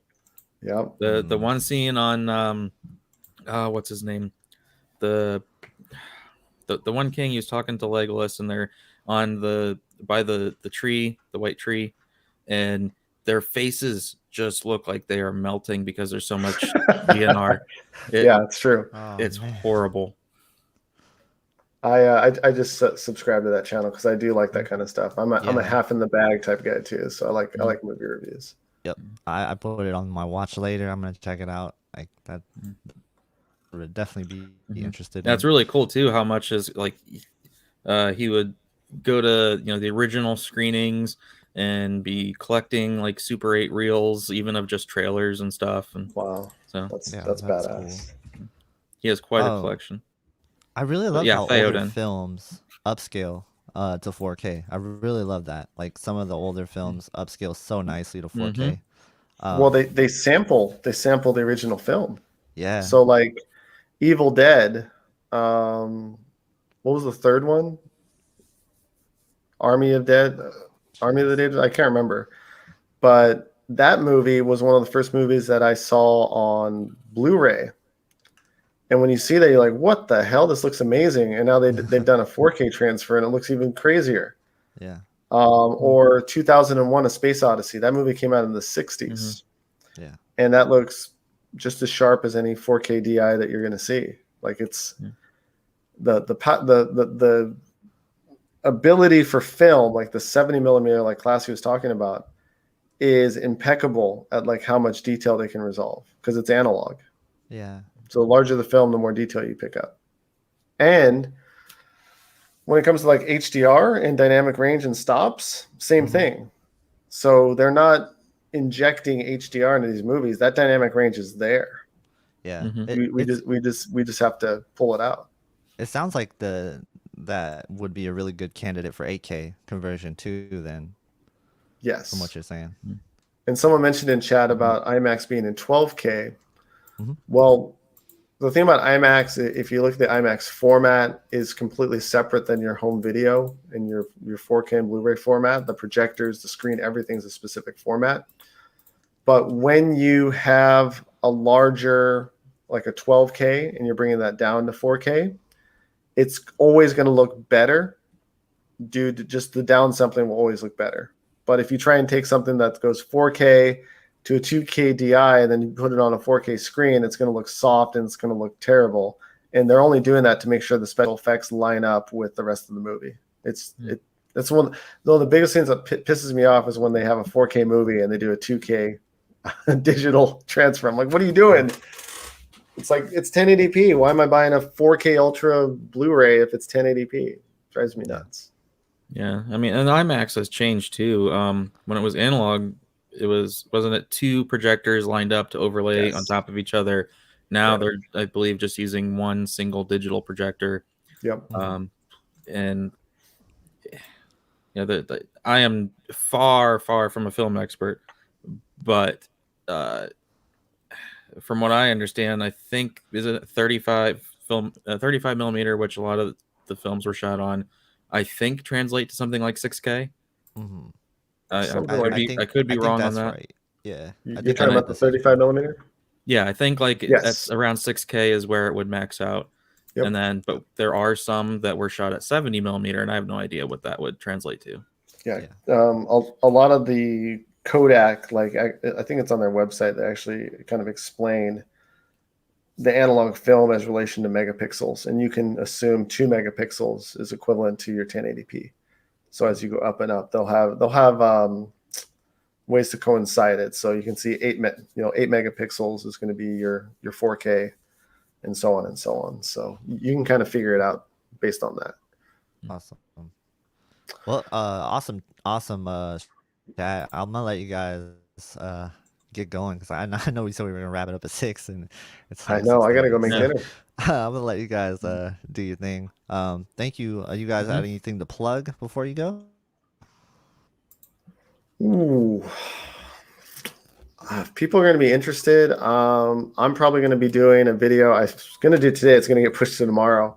I don't think anyone else is putting this out there where I'm going to be listing everything that you get with a calibration, meaning what to expect, all the modes that get done, what the reports look like, the cost, the time, all of it. Because I don't really see that on YouTube. Like people hire professional calibrators through AVS and everything, but a lot of these guys don't have time for YouTube. So I'm going to try and put that in a nice video form just so I can set expectations for people. Plus, I can send it to my clients. So it'll be nice to have. Awesome. Yeah, that sounds like a really great thing to have up and to keep for yourself for clients. What about you, Classy? I got to get this Q70A done. So, don't know if I'll have any videos this weekend because I'll just be shooting them and editing and stuff. But next week, have all this stuff for the Q70A done. Yeah. That's, And you're liking the Q70A, right? I mean, for a lower range start. So here's the thing without local dimming, you have no blooming. Right. But you can get the black level pretty good with SDR because you can lower the brightness, and if you don't need a super bright SDR, then your black levels are right. But in HDR, you have to have the brightness up all the way, and then that's when your black levels just turn light gray. So that's the downside of not having local dimming on an LCD. Gotcha. Yeah, no, I Nice think to that's sell gonna be a bunch of really those to gamers. interesting. Yeah. Yeah, I think it's a really good gaming TV. I really do. Like those TVs are fun great for budget gaming. TV. Yeah. Yeah. I mean, when it becomes the right budget price, it's a great budget TV. I think Yeah, right now $1,000 that's for fair. 55 is not. Oh, that's still expensive. Yeah. Yeah, Yeah. that's fair. Because you're looking was at thinking TCL 6 series $699. prices with that, Yeah. right? And I think the $700-800 TCL 6 it's good. that. Yeah. But Black Friday, I'm sure the 70 series is usually what drops a lot on Black Friday. So Cool. Well, I'm gonna go make some dinner. Thanks for having Awesome, me on, guys. guys. Thank you so much right. for being on. Appreciate you guys. Yeah, anytime. See you. thank Have you. a good one. Peace. All right, have a good one, everyone.